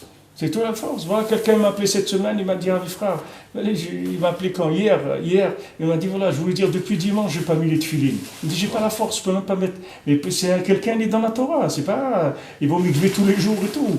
Il fait tikkun haklali tous les jours. Il m'a dit, je peux pas. J'ai pas pu. Il m'a dit, Shabbat, j'étais bessimcha, un truc et tout. Et Motse Shabbat, il m'est tombé un cafard. Il m'a dit, impossible. Impossible. Il m'a dit, voilà, on est mercredi, j'ai pas mis les tefilines encore. Depuis vendredi dernier, j'ai pas pu mettre les tefilines. Encore, le Baruch Hashem, qu'il a trouvé ça, qui me téléphone. Il m'a appelé, on a parlé un moment. Mais même de faire ça, il y a des gens, ils peuvent même pas. Ce téléphone-là, ils peuvent même pas le faire. C'est pas que les tefilines. C'est que même le téléphone, il peut pas le faire. Rien. Alors qu'est-ce que tu vas lui demander? Tu vas exiger à quelqu'un, tu vas lui dire, ouais, c'est quoi ça? Où ils sont les générateurs de la génération? Où ils sont? Alors tu dis, c'est vrai, Rabbi Nachman il est là, il est avec nous, tous les tzadikim ils sont là. Tu prends chez Montat tzadikim, tu peux les appeler, tu peux faire kriya comme on a dit ici, tu peux appeler. Rabbi nous dit qu'avec chez Montat tzadikim, tu peux changer le teva complètement. C'est-à-dire si tu appelles les tzadikim et tu appelles les tzadikim, mais pour faire ça, combien il faut être en forme pour faire ça? Combien il faut être en forme pour pouvoir prendre un livre et commencer à appeler les tzadikim pendant un quart d'heure ou une demi-heure? Il faut avoir de la force pour ça. C'est pas tous les jours qu'on a cette force-là. Il y a des jours, les gens, ils n'ont pas de force du tout, rien. Qu'est-ce qu'on fait? Avant, tu n'avais pas de force, qu'est-ce que tu allais? Tu allais voir David Ameller, ou tu veux voir que tu rentres là-bas, ça y est, tu es rempli d'énergie, tu ressors avec une simcha extraordinaire. Tu comprends? Ça ne même pas parler de David Ameller, prends même plus des tzadikim plus récents. Tu vas chez eux, allez, Corina, Vishua, ben le tzadikim, tu rentres chez le tzadikim, il y a la simcha, il y a les Yeshua, il y a des kochot, etc. Et aujourd'hui, rien que pour faire ce lien-là, il faut être en forme, c'est pas évident. C'est pas évident du tout. C'est mamash, quand on est en forme, il faut demander à Hachem qu'il nous lâche pas, qu'il nous laisse pas, qu'il nous lâche pas. Qu'on ne tombe pas dans du youch ou dans des situations que Hachem Ishmor. Il y a des gens, ils ont des situations par lesquelles ils passent, ça y est, ils n'ont plus de force. Ils n'ont plus de force, des gens, tout marche bien, bon Hachem, la parnassa, la santé, les trucs et tout, mais tu bouges un ou deux trucs, ça y est, le bonhomme il tombe, il n'a plus de force. Il tient parce que tout est équilibré à peu près, donc ça va, quand il se lève, ça va, il a sa tête qui marche à peu près, son cœur un petit peu, tout ça va, il arrive à faire des choses, mais tu lui bouges 2-3 pions dans sa vie, les Adam il est parti. Parce qu'il n'y a pas de pouvoir, on n'a pas de force. Regarde ce que Hachem il a fait pour qu'on puisse reconnaître la vérité. Parce que si on avait le moins de pouvoir encore, on serait parti. On serait parti à la dérive. Regarde les gens qui ont du pouvoir, qu'est-ce qu'ils font? Regarde les gens qui sont, comme on dit, il est capable, celui-là. Il est capable de quoi? Il est capable de détruire le monde, oui, c'est ça qu'il est capable. De quoi il est capable? Regarde les gens capables, qu'est-ce qu'ils deviennent? Alors des fois les gens disent ouais je suis dans la Torah, j'ai pas une bonne parnassa et trucs et tout, mais espèce d'idiot, si tu avais une bonne parnassa, tu rejetais toute la Torah, tu serais parti. Tu sais pas que tu vis, que grâce au fait que tu n'as pas de parnassa, une bonne parnassa, c'est comme ça que tu es avec Hachem. Tu comprends pas que toi tu es tellement tordu que si on te donne une bonne parnassa, tu t'en vas tout de suite. Tu peux pas rester. Parce que le pouvoir qui va te donner l'argent, tu n'es pas au niveau de le vivre. Tu peux pas vivre, tu peux pas donner. C'est comme quelqu'un, c'est quelqu'un, tu fais le désarmement. Tu fais le désarmement des terroristes. Tu prends des terroristes, tu les désarmes. Et après toute la journée, ils pleurent, ils disent on veut des armes. Tu dis mais les pauvres, regarde, ils pleurent, ils veulent des armes et tout. Mais tu ne sais pas que s'ils leur donnent des armes, ils vont tuer des gens. Que pourquoi ils sont gentils? C'est parce qu'ils n'ont pas des armes. C'est pas eux qui sont gentils, c'est qu'ils n'ont pas les moyens d'être méchants. Et nous, c'est la même chose. Nous, pourquoi on est bien et tout? Parce qu'on n'a pas les moyens de ne pas être bien. Mais si on avait les moyens de ne pas être bien, cours tout de suite. Ça y est. C'est pour ça qu'il ne faut pas se plaindre. Enfin, c'est une bracha. Et si Chas v'Shalom, Hachem, il donne la richesse à quelqu'un, il peut tout lâcher. Il peut tout lâcher. Regarde combien de gens où ils ont atterri avec la richesse, le kavod et tout, où ils sont partis complètement à côté. Alors que c'était des gens bien, ils étaient simples, ils étaient avec leurs femmes, leurs enfants. Ils étaient simples. Combien j'ai des amis à moi, des gens simples, bien, Ireshamaim, Talmidei Chachamim, vraiment des pères et tout, ils ont commencé à rentrer dans des systèmes. Au bout de quelques années, ils ont abandonné leurs femmes avec 10 enfants, ils sont partis. Ils ont détruit leur vie complètement, la vie de leurs enfants, de leur famille et tout. De quoi c'est venu ça? C'est que la personne elle a pris du pouvoir alors qu'elle ne pouvait pas. Elle ne pouvait pas prendre ce pouvoir. Ce pouvoir, elle n'a pas le droit de le prendre. Ce n'est pas parce qu'Hachem ne veut pas lui donner, c'est parce que il a trop de mal en lui pour prendre du pouvoir. Donc on le met en sourdine, c'est tout. Quand on met quelqu'un en prison, c'est pourquoi on le met en prison? Parce qu'il fait du mal aux gens, c'est pour ça qu'on le met de côté. On le met de côté et on espère que le temps qu'il va rester là-bas, il va changer. C'est pour ça qu'on le met en prison. C'est pareil, quelqu'un, Hachem, il lui donne une parnassa difficile. Tous les fins de mois, il est là. Comment je vais faire? Il va faire un petit gmach là-bas, un truc pour finir. Il emprunte là il demande un petit découvert à la banque pour arriver à un truc. Et il est là, voilà, il est pris. Mais il ne sait pas que s'il n'avait pas ça, il ne sait pas où il aurait été. Il ne sait pas quelle bêtise il aurait fait. Regarde des gens qui ont du pouvoir, viens leur dire, mais viens dans la Torah, viens faire la Torah et tout. Il va t'envoyer promener, il va te dire, qu'est-ce que j'ai besoin? J'ai pas besoin, moi, regarde, j'ai du pouvoir, j'ai pas besoin de ça. Donc il faut savoir que Hachem, les maasés, tout ce qu'il fait avec nous, c'est Bechesed Gadol. C'est qu'il faut trouver en même temps comment faire qu'un homme il puisse être un mari, un père de famille, un religieux et tout, dans un système où on ne va pas laisser le mal qui est en lui s'exprimer. On ne va pas laisser le mal chez lui prendre le pouvoir. C'est très très difficile. Tu vois que c'est une chokhma messianique de faire ça.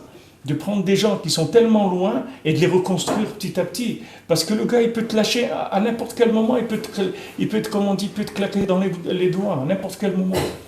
Parce qu'il a en lui une dose de révolte et de nerfs et de trucs négatifs énormes. Si tu alimentes ça à un seul moment, c'est terminé. Terminé. Combien de gens regardent? C'est un exemple que tu vois tous les jours. Combien de gens, ils étaient là où ils étaient très bien, ils ont eu des postes plus élevés, ils sont corrompus. Tout de suite. Pourquoi ils sont corrompus?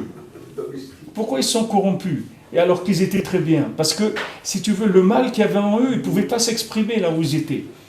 Ou s'exprimer à petite dose, ça ne faisait pas des grands dégâts. Maintenant, tu l'as augmenté le pouvoir, alors le mal, il est sorti. Après, la personne est devenue un destructeur, alors qu'il n'était pas comme ça, du tout. Tu dis, je ne comprends pas. C'était quelqu'un, il était droit, honnête, serviable et tout. Regarde comment il est devenu et tout. Qu'est-ce qui s'est passé? C'est rien passé. On lui a donné des moyens au mal qui est en lui de s'exprimer, c'est tout. Alors avant, il ne pouvait pas s'exprimer. Tu lui as donné les moyens, ça y est, il est parti. Pour ça que c'est tout le tikkun, c'est le tikkun de la malchoute.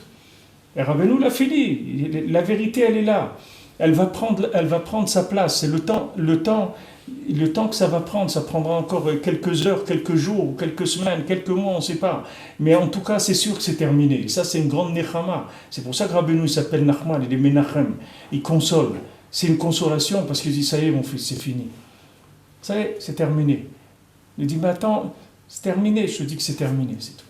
Voilà, tu peux être tranquille, c'est terminé. Maintenant, comment je vais faire? Ben, fais ce que tu peux, c'est tout. Doucement, doucement. Fais ce que tu peux. Nous, on ne sait pas ce que ça veut dire c'est terminé. Hein? Nous, on ne sait pas ce que ça veut dire c'est terminé. On doit lui faire confiance. Ça veut dire que c'est terminé. Terminé, ça veut dire que maintenant, du ciel, ça veut dire que c'est réglé. C'est-à-dire, le monde, il est réglé. La Géoula, elle a été signée, tout est réglé, c'est fini. Maintenant, on attend que ça se mette en place, c'est tout. Mais c'est pas du tout comme si c'était encore comme la sortie d'Égypte ou tout. On ne sait pas si maintenant on va le sortir, on va la noyer dans la mer ou pas. Est-ce que la mer va s'ouvrir ou pas? Quand on est sorti d'Égypte, on ne savait pas si ça allait s'ouvrir ou pas. Dans le ciel, il y avait une milchama, on ne savait pas. Est-ce que maintenant la mer elle allait s'ouvrir ou on allait se noyer? On ne savait pas. Maintenant, c'est plus comme ça. C'est sûr que le monde, il est réparé déjà. Il n'y a pas de problème. C'est-à-dire que la vérité qui va réparer le monde et qui va montrer Mashiach, elle est là. Maintenant, il faut laisser le temps que ça irrigue le monde et que ce qui doit pousser, ça va pousser. C'est-à-dire que nous, on doit faire ce qu'on peut, mais doucement. C'est tout. Doucement. Parce que ce n'est pas une vérité que tu peux forcer qui que ce soit. Tu ne peux pas forcer qui que ce soit à cette chose-là. Toi, Rabbeinu, il a dit, ma Torah, vous devez faire comme un marchand de tissus, il met des étalages, il présente les tissus et il laisse dépasser un petit morceau, de manière à celui qui rentre, Quand il voit les tissus, il dit voilà, je voudrais ce tissu-là. C'est la même chose. Mais quand on fait de la diffusion, il faut faire de la diffusion qui soit passive, pas de la diffusion agressive. Même si tu donnes des livres à des gens, ou tu leur offres ou des cours ou n'importe quoi, tu présentes la chose. Mais tu ne les agresses pas, les gens. Il faut aller doucement.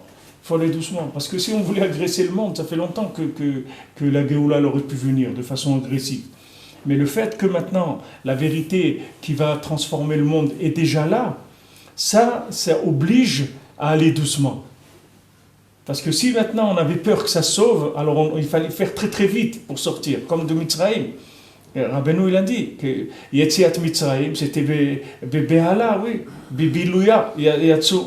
C'est-à-dire ils sont sortis quoi? Bebehala, vite, vite, vite, vite. Il n'y a pas le temps de laisser lever la patte, vite, vite, vite. Pourquoi vite? Parce que si jamais ça se réveille en haut, on est cuit. Si jamais on nous repère, on va nous tuer. Parce qu'on n'a pas le mérite de sortir. Alors vite, vite, vite, vite, sors vite, vite. Mais maintenant, ça ne va pas être comme ça. La Géoula Harona, Rabbeinu dit c'est Purim. Ça va se faire Beishuv Hadat, Besimcha Gdola et Beishuv Hadat Gadol. On ne va pas se presser du tout. C'est pour ça que maintenant, il n'y a aucun empressement à avoir. Il faut aller doucement, c'est tout. Tu fais ce que tu peux, tu fais le mieux que tu peux. Et Besimcha surtout, avec beaucoup d'Oda Hashem. Et tu prends le temps de vivre, et tu prends le temps de faire vivre ta famille et tes enfants, et Bezat Hashem, tes petits-enfants. Et tout. Tu prends le temps qu'il faut, tu vas doucement, c'est tout. Parce que l'affaire, elle est déjà réglée. Donc tu peux être tranquille. Maintenant, la part que tu vas prendre dans la Géoula, elle sera plus ou moins grande. Pas grave. Car c'est que d'abord elle vienne, et que toi tu es part à ça, c'est tout. Que la Géoula, elle vienne. Et tu as part à ça, du moment où tu es Shomer Torah ou Mitzvot, que tu fais quelque chose, surtout Bifrat, quelqu'un qui vient à Oshana, comme Rabbeinu l'a dit, le voyage de chacun à Ouman, il est Mekarev la Géoula. Tout celui qui vient à Ouman, il est Mekarev la Géoula. Bon, Hachem, combien de fois tu as été à Ouman, combien de fois tu fais Tikkun HaKlali. Tout ça, c'est des choses qui sont Mekarevim la Géoula. Tu as un Chelek dans la Géoula, mais doucement. Doucement. C'est rien de forcer, parce que c'est réglé déjà. Forcer, c'est quand tu as peur que ça ne marche pas. Mais quand tu sais que ça marche, ça y est, pas besoin de forcer. Tu as l'argent sur ton compte. Maintenant, là, tu vas à la banque, tu dis, tu ne peux pas tirer en un jour tout. Ça va prendre, tu peux tirer par jour que tant. Ok, d'accord, pas de problème. Chaque jour, je viendrai, je prends ce que je peux prendre, c'est tout. Je ne peux pas prendre tout d'un coup. Je ne prends pas tout d'un coup, on assez.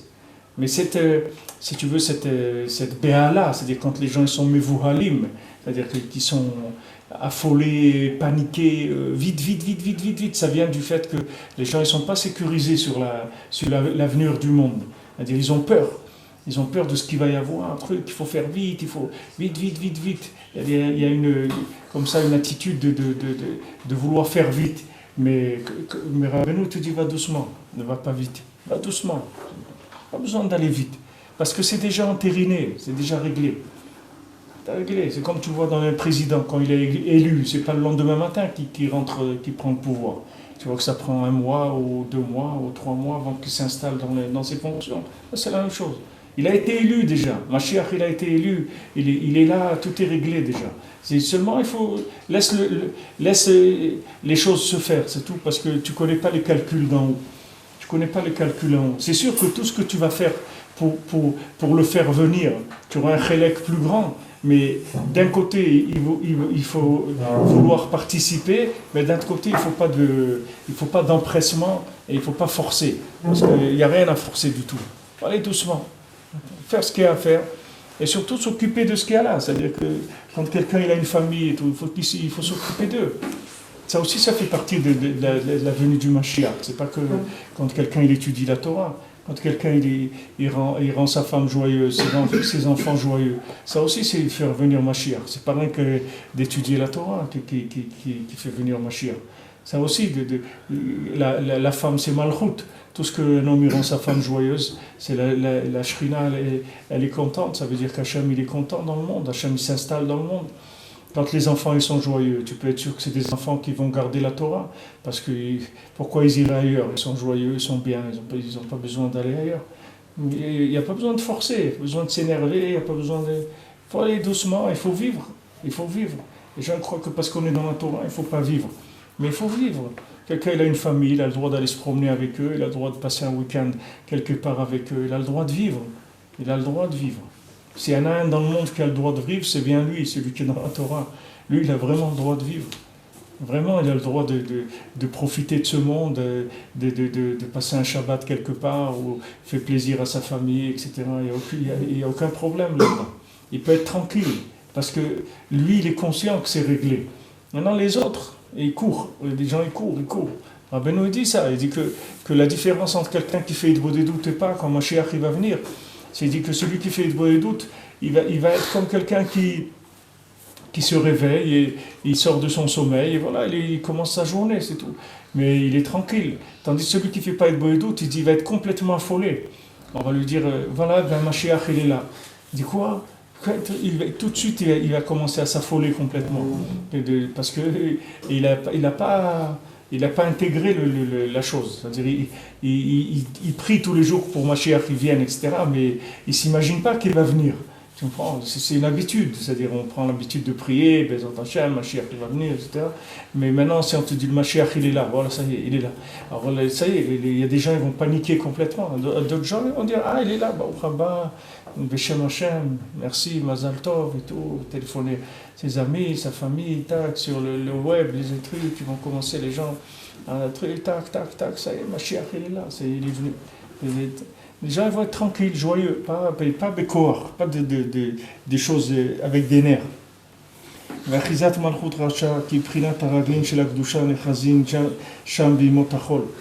que maintenant l'emprise de la klipa de Esav, elle se prend dans les pieds de la Kedusha pendant un jour de la semaine. Le prinat raglea yordot mavet. Comme c'est écrit que les pieds de la malchut yordot mavet, elles font descendre la mort, c'est-à-dire que quand on passe dans le monde de l'action, qui sont les 39 travaux, là-bas il y a une grande emprise de la Sitra Achara, du côté négatif. Chez Prinat Machane Dan, chez Machane Arvi, chez Malchut de Kedusha. Heureusement que tu es venu, parce qu'on aurait été obligé de s'arrêter. C'est Prinat Machane Dan. Alors ça c'est le Machane Dan. C'est le quatrième, le Machane Dan. C'est le quatrième de Malchut de Kedusha. C'est-à-dire le Machane Dan, c'est le quatrième des les machanot, il y avait 4 machanés, qui étaient 4 fois 3. C'est-à-dire chaque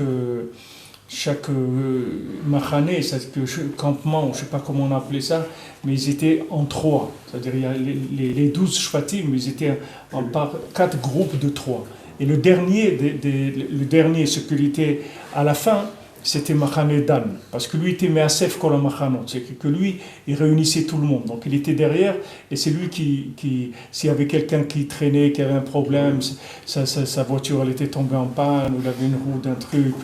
Il n'avait pas de lien à Rosh Hashanah. Voilà, il a fait un Rosh Hashanah ou quelque chose, alors il s'occupe de lui pour l'amener à Ouman, ou pour lui. Il l'arrange pour qu'il avance. Je suis au prénat, voilà, Measef le Kol HaMachanot, comme c'est écrit, voilà, il dit Rabbi Nathan, Measef le Kol HaMachanot, c'est-à-dire réunit tous les machanés, c'est-à-dire mamash tous les shvatim. Prinat Madrega Haruma shel Malchut, Prinat Raglin. Donc c'est le dernier niveau de la Malchut, c'est les Raglin. C'est pour ça aussi que c'est sûr que Dan, il est attaqué, c'est-à-dire le truc de Dan, parce que derrière lui, qu'est-ce qu'il a? C'est Amalek. Juste derrière lui, c'est Amalek. C'est-à-dire c'est l'Amalek derrière lui, parce que lui, il s'est mis il s'est mis à l'arrière, comme on dit, assurer les arrières, c'est-à-dire il se met derrière pour faire pousser les gens. Donc il a Amalek derrière lui qui est. C'est pour ça que le Chol, on ne peut pas appeler 4. On ne peut pas lire 4, on peut lire que 3, parce qu'on sait que pendant le Chol, le 4e, il est en guerre avec la Sitra Achara.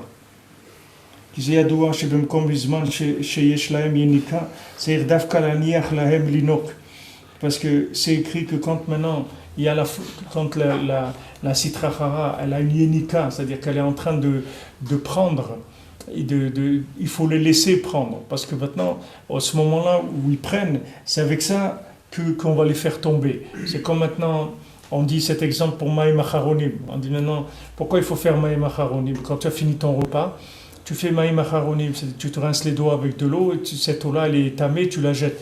Alors le Zohar, il te dit, c'est comme un chien qui vient, tu es en train de manger, et il y a un chien qui vient. Maintenant, si tu lui donnes pas un os au chien, qu'est-ce qu'il fait? Il saute sur la table et il te renverse tout le repas, toutes les bouteilles et tout. Alors maintenant, il vient, tu vois qu'il est là, tu lui donnes un os. Il dit, c'est la même chose. C'est-à-dire, à la fin du repas, on donne un os à la Sitra Achara et il nous laisse notre repas tranquille. C'est-à-dire, tout ce qu'on a fait comme tikkunim et tout, on va pouvoir les faire. Ça, c'est une chose, et c'est comme ça qu'on le détruit. Parce que lui, maintenant, du moment où il va se contenter de l'os, lui, il sait pas ce que c'est un repas. Lui, il a pris un os, il est content, c'est tout, il s'en va. Ça, c'est pareil, c'est-à-dire qu'au moment où ils ont la Yenika, c'est-à-dire que le monde, du moment où ils voient un juif qui vient travailler, il va travailler, il pointe à 8 heures, il va, tac, tac, il fait son travail et tout. Il dit, bon, ça va, les juifs, ils sont bien, ils sont corrects et tout, mais c'est parce que c'est un juif. Parce que si maintenant ils savaient ce que c'est un juif, Hachem Ishmor, le monde entier nous aurait, Hachem Ishmor, qu'est-ce qu'il aurait fait? Mais comme il voit que le juif, il est aussi dans le système et qu'il travaille, etc., donc ça le rend, il voit qu'il est comme tout le monde, ça va, ça calme les esprits. C'est ce qu'il dit qu'au moment où ils sont yonek, c'est-à-dire que maintenant, quand eux ils ont le pouvoir de prendre, il faut les laisser prendre. Il ne faut pas refuser, c'est-à-dire il ne faut pas aller contre, parce que c'est comme ça que tu vas le vaincre. C'est pas en allant contre, c'est pas quand tu vas le prendre de front. De front, tu peux pas. Tu vois, quand on est rentré en Eretz Israël, on a demandé à Hachem pour tous les peuples qu'Hachem il nous a dit vous pouvez y aller, c'est réglé déjà, je vous les ai donnés déjà. Donc on a fait des guerres qui étaient des simulations de guerre, c'était pas des guerres. Il n'y avait pas de mort, il n'y avait rien du tout. C'est ça, on faisait semblant, parce qu'ils étaient déjà morts, les gens. Avant même qu'on commence la guerre, ils étaient morts déjà. Mais quand on est arrivé dans Esav, Hachem il a dit tu passes pas. Esav il a dit tu passes pas chez moi, si tu passes chez moi je te tue. Il dit mais laisse-nous rien que passer, on prend rien, on ne va même pas prendre du manger ni rien. Il dit tu passes pas chez moi, si tu passes chez moi c'est la guerre, je te tue. Et Hachem il a dit vous faites le tour, vous ne passez pas par lui. Pourquoi? Parce qu'il avait du pouvoir. Quand Hachem il arrive à faire tomber un peuple, ça veut dire qu'il lui a enlevé tout son pouvoir. Mais de ça, il ne pouvait pas, ce n'était pas le moment encore. Donc il leur dit vous faites le tour, c'est tout. Vous ne passez pas par Esav. Alors c'est la même chose, tu veux dire quoi, Hachem il ne peut pas tout faire? Non, Hachem il respecte des règles. Il y a des règles, sinon le jeu ne sert à rien si tu ne respectes pas les règles. Si tu joues avec quelqu'un une partie d'échecs, à un moment, tu dis bon allez c'est pas grave, bien, je peux bouger tous les pions. Alors qu'est-ce qu'on a fait? On n'a rien fait du tout. Il y a une règle du jeu. Alors cette règle-là, elle fait que Esav, pour l'instant, il était là, c'était lui qui avait le pouvoir, on ne pouvait rien faire. Alors il dit ici, quand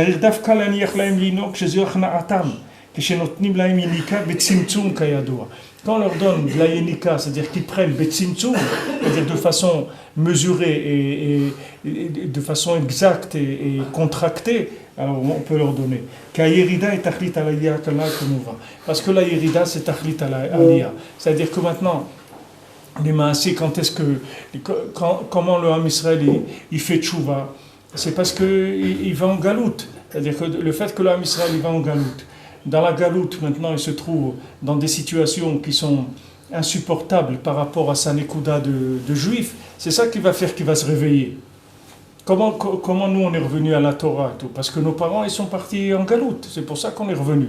C'est-à-dire que si maintenant ils avaient été dans un endroit où ils étaient plus ou moins dans un judaïsme qui tenait plus ou moins la route, on n'aurait pas eu ce sentiment, ce besoin de revenir. Mais le fait que maintenant on était en galoute, ça a réveillé quelque chose au fond de la personne, sa véritable identité. À ce moment-là, la nature véritable, l'identité véritable de chacun, elle est sortie.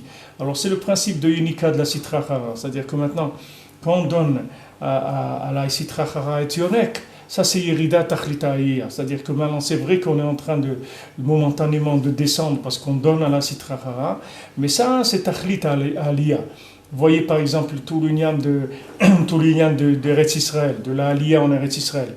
Quand les premiers sionistes ils ont voulu faire Eretz Israël, ils n'avaient pas du tout l'intention ni de faire des yeshivot, ni de faire des shabbats, ni rien du tout. Ils voulaient faire en Ouganda.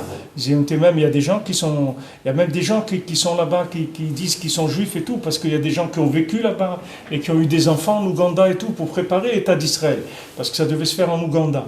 Et après ça a changé, ils ont fait ici en Eretz Israël. Mais ça, c'est le fait que c'est venu comme ça. Pourquoi c'est venu comme ça? On n'aurait pas pu venir tranquillement avec comme on dit, les trompettes et la fanfare et tout. Non, on ne peut pas. C'est-à-dire que c'était un moment difficile. C'est-à-dire que Hachem, il a donné le retour en Eretz Israël, mais il l'a donné dans un emballage dans lequel tu ne pouvais pas repérer que dans cet emballage-là, il y a cette chose-là. Tu comprends?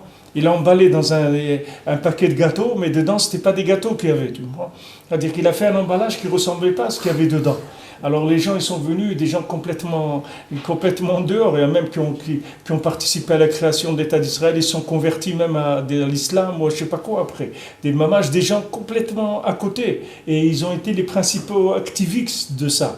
Alors que les religieux, ils n'étaient pas du tout dans ces plans-là. Les religieux, ils étaient installés chez eux. C'est-à-dire, ils étaient bien dans leur communauté, là où ils étaient. Quand ça viendra, quand Mashiach nous dira de monter, on montera. Mais il n'y avait pas cet élan-là. Hachem, il a mis dans quoi? Dans des fous, dans des gens qui étaient complètement à côté. Alors ils ont fait ça. Au début, c'était Ouganda, et après Hachem, il leur a mis, comme il dira Avraham ben Nachman, il dit que les sionistes, ils ont un srout que Hachem, il leur a mis dans la tête de faire l'État en Israël. Maintenant, qu'est-ce que ça a fait, ça? C'est que tous les vrais que Béhémet, ils aiment la terre d'Israël et tout, eux, ils sont venus. Non, maintenant qu'ils sont venus, comment ils vont faire? Ils peuvent plus. Ça y est, la machine est en train de se renverser. Parce que chaque jour, bon, Hachem, il y a des centaines de naissances chez les religieux. Aujourd'hui, même les musulmans en Israël, ils ne veulent plus avoir des enfants. J'ai vu partout, ils ne veulent plus 1, 2 enfants, ils ne veulent pas plus. C'est fini l'époque où ils avaient 10 enfants et 12 et 15, c'est fini. Mais chez les religieux, Bour Hachem, c'est Mossif Véolaire, c'est comme la Hanoukia, c'est-à-dire il y a Bour Hachem de plus en plus, et par les chiffres eux-mêmes, ça y est, Eretz Israël, elle va aller dans Derech HaTorah, c'est comme ça que ça va être. Et les lois, ce sera les lois de la Torah. Et tous les gens, ils seront obligés de garder Shabbat. Et tous les magasins, ils seront fermés Shabbat. Et tous les gens, ils mangeront kasher. Et tous les restaurants, ils seront kasher. C'est comme ça. Il y a un côté où c'est uniquement commercial. C'est-à-dire le fait que maintenant, voilà, tous les téléphones, ils font le téléphone kasher. Pourquoi? Avant, ils te disaient, qu'est-ce que c'est ce truc-là, téléphone kasher? Tu as envie d'être religieux? Eh ben, ne prends pas de téléphone, c'est tout. Il dit, non, je veux un téléphone kasher. On dit, c'est quoi ce truc de téléphone kasher là? Il dit, voilà, maintenant c'est pourquoi ils font téléphone kasher. Tu crois parce qu'ils aiment les religieux? Pas du tout. C'est parce que c'est une force commerciale.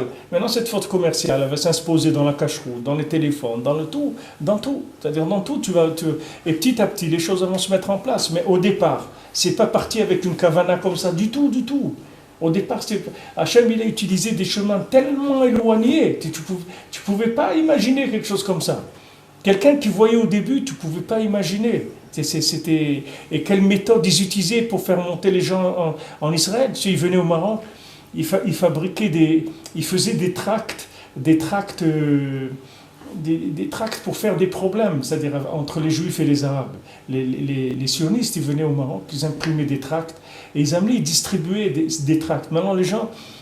Ça faisait des histoires entre les Juifs et les Arabes, ces tracts. Je ne me rappelle pas qu'est-ce que c'était exactement, mais mes parents ils me racontaient. Ils faisaient ça. Et après, les Juifs ne pouvaient pas rester là-bas. Ils étaient obligés de monter en Israël. Ils faisaient des problèmes pour les faire monter. Mais tout ça, c'est Min Hashamaim que ça s'est fait. Eux, ils croyaient qu'ils allaient faire un État qui était laïque et qu'ils allaient faire une nation laïque, et un pays comme les autres, etc. Mais ils ont fait, Baruch Hashem, la plus grande, la chose la plus merveilleuse qui peut se faire, c'est ramener le Ham Israël sur sa terre pour reprendre la Malchut d'Hachem et la Malchut de Mashiach et de la Torah et tout. Pour Hachem, qu'est-ce qui grandit, les yeshivot et les trucs et tout, même s'ils enlèvent ils participent plus et tout, mais c'est niflaméon, parce que eux aussi, quand ils participent plus aux yeshivot, ça fait que les yeshivot, elles doivent se débrouiller autrement, ça fait que les gens, ils deviennent plus responsables, ils deviennent plus forts, ils apprennent à se battre, etc. Tout ça, c'est que du bien, il n'y a rien de mal là-dedans. Il n'y a rien de mal, c'est comme depuis le début, il n'y a rien de mal du tout. C'est que l'ashgacha. Seulement, il y a des gens, ils font le travail, mais ils ne savent pas pourquoi ils sont en train de travailler. Et il y a d'autres qui savent exactement qu'est-ce qui est en train de se passer. Mais les religieux, eux, ils n'étaient pas décidés à monter en Israël. Du tout. Ceux qui font ça, ils ont un mérite dedans. Hein? Ils ont un mérite dedans. Que quoi? Ceux qui l'ont fait, malgré eux, ils ont un mérite dedans. Mais ils voulaient faire un truc. C'est un truc bête qui s'est fait, je sais pas. posé, ils ont un mérite. Je sais pas. Pour ça, il faut connaître la conscience de chacun. Mais la conscience de chacun, je sais pas comment le changement il s'est fait. C'est-à-dire que, mais ça dépend de la conscience de chacun. Ça dépend est-ce que quelqu'un, à un moment, il a un regret et s'est dit non, il faudrait quand même. Comment ça s'est fait, je sais pas. Mais c'est ça qui donne le mérite. C'est combien quelqu'un est conscient d'avoir fait la chose. S'il n'y a pas de conscience, alors il n'y a pas de mérite. Parce que généralement, c'est tout ces philosophies-là, ces méthodes, etc., ces actions-là, leur volonté était de néguer. Bien sûr, complètement. Néguer les juifs, néguer la Torah, néguer tout. C'était l'acharnement de néguer. Certains, mais d'autres. C'est ça qui a créé. C'est ça, c'est à l'envers. C'est ce qu'il dit ici. C'est Yerida Tachlita Aliyah. C'est-à-dire que tout ce que quelqu'un, et aussi dans sa vie, il a été à l'envers. Combien de gens ils ont fait tchouva parce qu'ils voulaient aller dans des trucs qui étaient complètement à l'envers. Il y a des gens, ils étaient dans des communautés plus ou moins traditionnalistes et tout, et ils sont partis, ils ont été en Afghanistan ou je ne sais pas où, complètement pour se perdre. Et là-bas, ils n'ont pas eu de chance, ils ont trouvé là-bas un religieux, il leur a parlé, les a envoyés de là-bas en Israël, ils sont entrés dans une yeshiva. Alors que le gars, il serait resté chez lui à Paris ou à Londres ou n'importe où, jamais il aurait fait tchouva. Mais le Tachlita Aliyah, c'est-à-dire qu'il est parti dans une astara. Cette astara, elle a fait naître, elle a fait sortir la vérité, Véhémet. Alken Bachol En Korin Kim Shlosha, Kedei Likro Achayut El Al Malchut Beprinat Shlosha Machanot Sheba. Donc pendant la semaine, on ne fait monter que 3. C'est-à-dire pour amener de la vitalité dans le pouvoir, que dans les 3. Les 3, c'est-à-dire les 9 tribus, c'est-à-dire les 3 parties de la Malchut. Ki yoter mizeh en yecholim lehamshich. Parce que plus que ça, on ne peut pas. Rak shemamshichim chayut shelo yitgabru yoter, rak shetiye nikatan betzimtzum gadol. C'est-à-dire qu'on fait attention de leur donner de la vitalité de façon mesurée, de manière à leur donner plus de force. Aval berosh chodesh yazai udgalut hastara. Mais à Rosh Chodesh, que maintenant c'est une révélation de ce qui était caché, veikar idgalut hastara. Donc c'est à ce moment-là que le ikar de ce qui était caché va se révéler. À ce moment-là, le Machane Dan il va sortir de sa astara, c'est-à-dire du fait qu'il était caché, chez Machane Arvei, qui est le 4e campement. Aken Korim de Rosh Chodesh Arba Gavre. Donc Rosh Chodesh, on fait monter 4 personnes.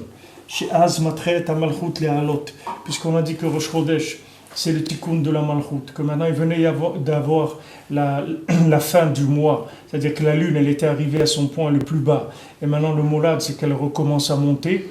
Donc à Rosh Chodesh, qui est le début du mois, où la Malchut elle commence à reprendre la force, là on peut faire monter 4, parce qu'on commence à avoir le pouvoir, c'est-à-dire Hachem il peut manifester son pouvoir dans tous les endroits. Et Prinat Trilat Shlemuta, c'est-à-dire que c'est le début qu'elle va être complète, c'est-à-dire elle va être parfaite. Shaza Prinat Arba Kamova. Que quand elle est 4, alors à ce moment-là, elle est complète. Au Yom Tov, sheyesh az bitul melacha. Mais maintenant, le Yom Tov, qu'il y a bitul melacha. Rosh Chodesh, il n'y a pas bitul melacha. Il y a de la Gdusha, mais pas bitul melacha. C'est-à-dire, Rosh Chodesh, on a le droit de travailler aussi. Mais vous remarquerez qu'il y a un minag que les femmes elles ne travaillent pas à Rosh Chodesh. C'est-à-dire il y a un minag, c'est pas une halakha, mais c'est un minag, mais c'est écrit dans l'halakha, vechen raoui la'asot. Mais les femmes elles ne travaillent pas parce que la femme c'est prinat malchut. C'est-à-dire que le jour de Rosh Chodesh, elle reprend à peine, mais c'est faible. C'est-à-dire c'est pas l'explosion. L'explosion ça va être le 15. Le 15 c'est Yom Tov, Pessah. Et Sukkot c'est le 15, mais le Rosh Chodesh, bien que la Malchut elle reprend, mais elle reprend doucement, donc on fait attention de pas, elle est fragile quoi. On fait attention de ne pas la faire basculer de l'autre côté. Bitul alemetet melachot, mais Yom Tov il y a plus de 39 travaux, alken olam Malchut yoter, donc là le Malchut elle monte plus. Vechen bechol yom shekadosh yoter basiyat melacha, donc chaque jour qui est plus kadosh dans le Inyan de faire un travail. C'est-à-dire que chaque jour où c'est interdit de travailler, ça veut dire que ce jour-là, il est plus fort en pouvoir. Donc on nous interdit de travailler. C'est-à-dire ces jours-là, il n'y a pas de rapport avec Esav. Il n'y a pas de complaisance. C'est des jours où il n'y a aucune complaisance avec Esav. Ces jours-là, on ne travaille pas, c'est tout. C'est-à-dire il y a plus de... C'est des jours qui sont tellement forts en vérité que, comme on dit, la différence, elle est évidente. Parce que les autres jours, il peut y avoir un mélange. Mais ces jours qui sont forts en Gdusha, la vérité elle est beaucoup plus évidente. Dainu Yom Kippourim ve Shabbat, par exemple Yom Kippour et Shabbat, Ola Prinat Malchut Yoter ve Yoter. Elle monte beaucoup plus. Valken Korin Bo Yoter Gavre. Donc il y a plus de gens qui montent ces jours-là. Qui Cholim Lehamshich Chiyut ve Da'at Yoter ve Yoter. Parce que ces jours-là, on peut amener encore plus de vitalité d'Hachem et de conscience d'Hachem. Kidgalut Hadat Valiyat Malchut. Parce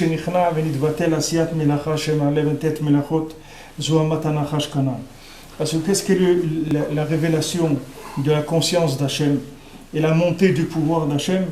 C'est quand maintenant il y a le bitoul de Asiyat Melacha, c'est-à-dire qu'on n'a plus besoin de travailler, qui sont les 39 travaux, parce que c'est de là-bas où venait toute la touma du serpent. Puisque maintenant c'est à cause du serpent que Hachem il a donné la klala à Adam Arishon qui lui a dit tu vas travailler dans les 39 travaux. C'est-à-dire que s'il n'y avait pas eu le serpent, on n'aurait pas eu ce problème d'aller chercher Hachem dans les 39 travaux. Alors quand il y a des jours qui sont très forts, automatiquement il y a annulation des 39 travaux. Ça va avec. C'est ça qui définit la force. C'est la même chose. Quelqu'un maintenant il veut savoir s'il est capable d'étudier toute la Torah toute la journée, toute la nuit, qu'il n'a plus besoin de travailler, eh bien il voit s'il a parnassa. S'il a parnassa, qu'il n'a plus besoin de travailler, ça veut dire qu'il peut aller étudier, prier toute la journée, il n'y a pas de problème.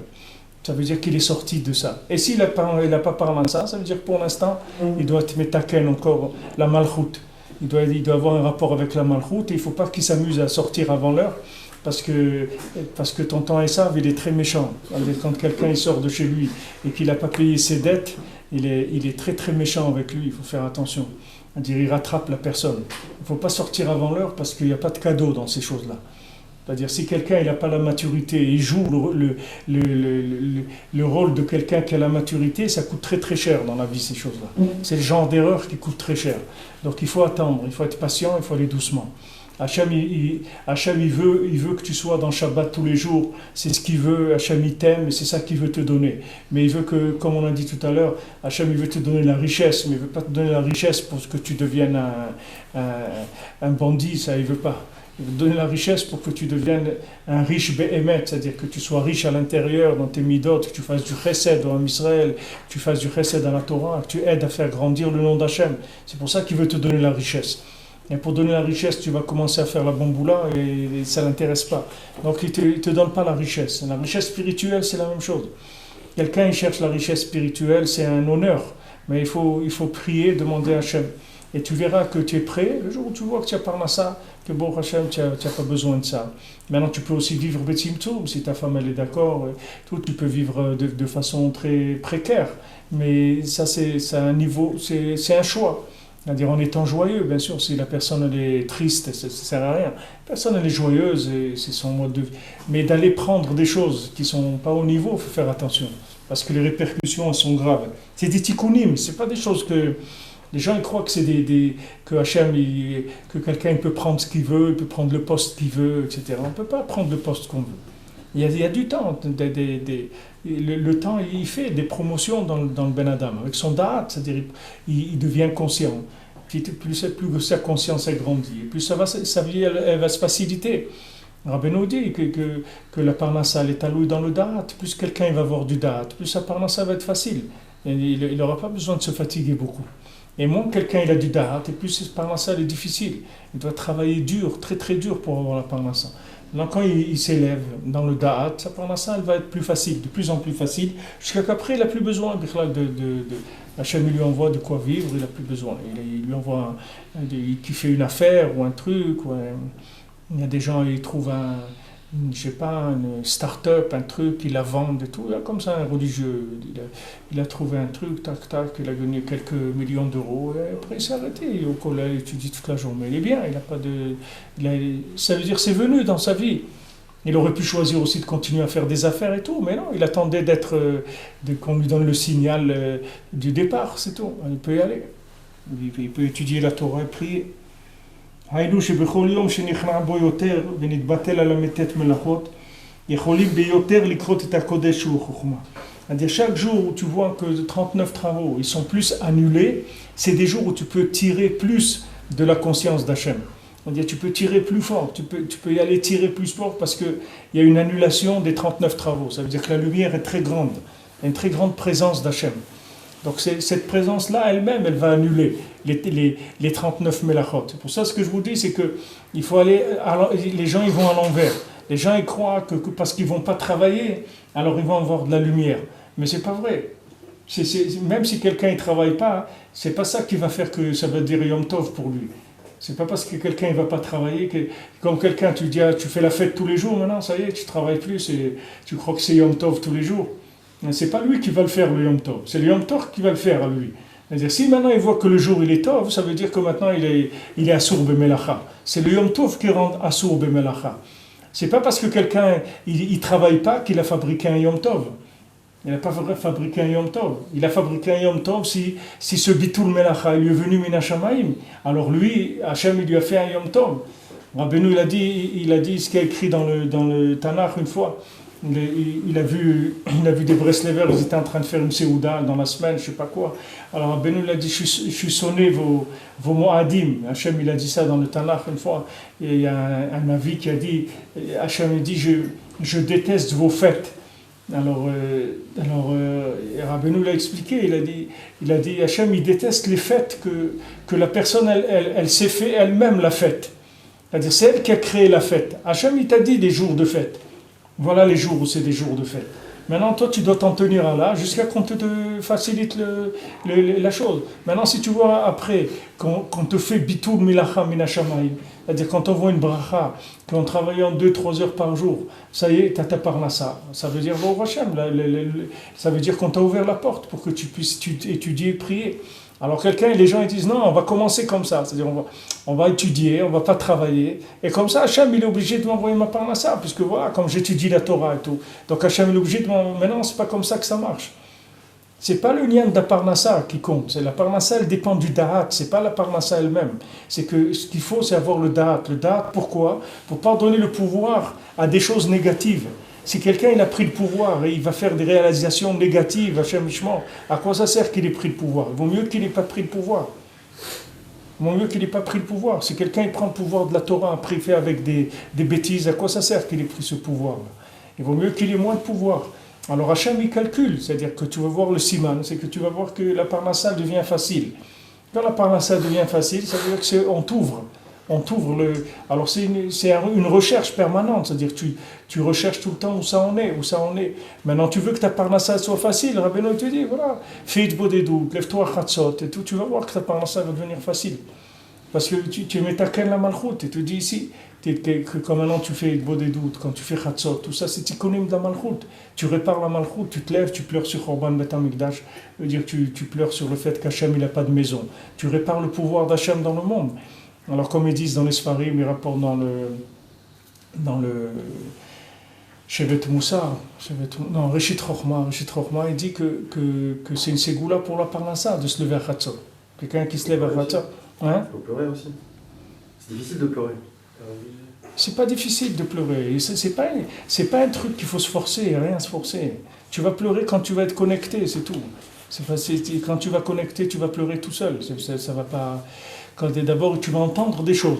Tu vas entendre des choses où il est là en Israël. Je vous dis, voilà, la semaine dernière, je vous dis, un monsieur Aaron, à la Vachalom, voilà, c'était un monsieur qui a été sauvé à la Shoah. Quelqu'un, il avait jeté sur un trottoir, un truc comme ça, il a été sauvé. Et après, il s'est marié avec une non-juive, et il était en Eretz, et après, ils sont partis. Il est niftar la semaine dernière, à l'âge de 90 ans, je sais pas, et sa femme, elle l'a brûlé, Shabbat, il a été incinéré. Alors, et quand tu entends des choses comme ça, alors tu te dis, bon, Shalom, jusqu'à quand le bonhomme, il n'a pas été brûlé dans les camps de concentration, il faut le brûler, que sa femme, elle le brûle dans un four, le Shabbat, en plus. C'est quoi? C'est des trucs qui sont... tu vois où il est en Israël, tu te dis, attends, tu vois où tu es toi aussi, tu essaies de t'en sortir, tu vois dans quel truc tu tombes, et à chaque fois tu crois que tu vas t'en sortir, tu retombes, et trucs. C'est ça. C'est pas forcer, les larmes ça se force pas, Rabbeinu l'a dit, il faut pas forcer les larmes, parce que tu forces les larmes, c'est des larmes de Esav, ça sert à rien. Les larmes, il faut qu'elles viennent de la prise de conscience, c'est tout. C'est un bon exemple ce que tu dis, parce que C'est la même chose que la Torah et la Tfila. Il faut que maintenant la chose elle soit tellement mûre chez toi que tu ne peux pas faire autre chose que ça. Tu ne peux pas faire autre chose que d'étudier ou de prier ou de pleurer pour un Israël. Tu ne peux pas faire autre chose que ça. Tu ne peux pas concevoir que la vie, ça peut être autre chose que ça. Mais ça, c'est une conscience. C'est pas, tu ne peux pas faire semblant. Qu'est-ce que tu vas faire? Tu vas mettre des oignons devant toi pour que ça te fasse pleurer? Tu ne peux pas. Tu peux pas. Si ça vient, ça vient. Ça veut dire si tu es branché, ça va venir. Mais le fait que tu te lèves et que tu fais l'effort de sortir du sommeil et tout, ça c'est énorme. Ça c'est énorme. Et petit à petit, après tu vas te brancher. Le temps que ça va prendre, tu vas te brancher. Tu as des enfants aussi. Quand quelqu'un il a des enfants, la Rahmanout, tu veux les attacher à tes enfants, ils sont matzliach et tout. Tu vois dans quel monde on est, tu vois les dangers qu'il y a, tu vois tout. Alors tu as envie de préparer, de demander à Hachem qu'il les aide, etc. Tout ça, c'est des choses qui vont amener le darat à la personne.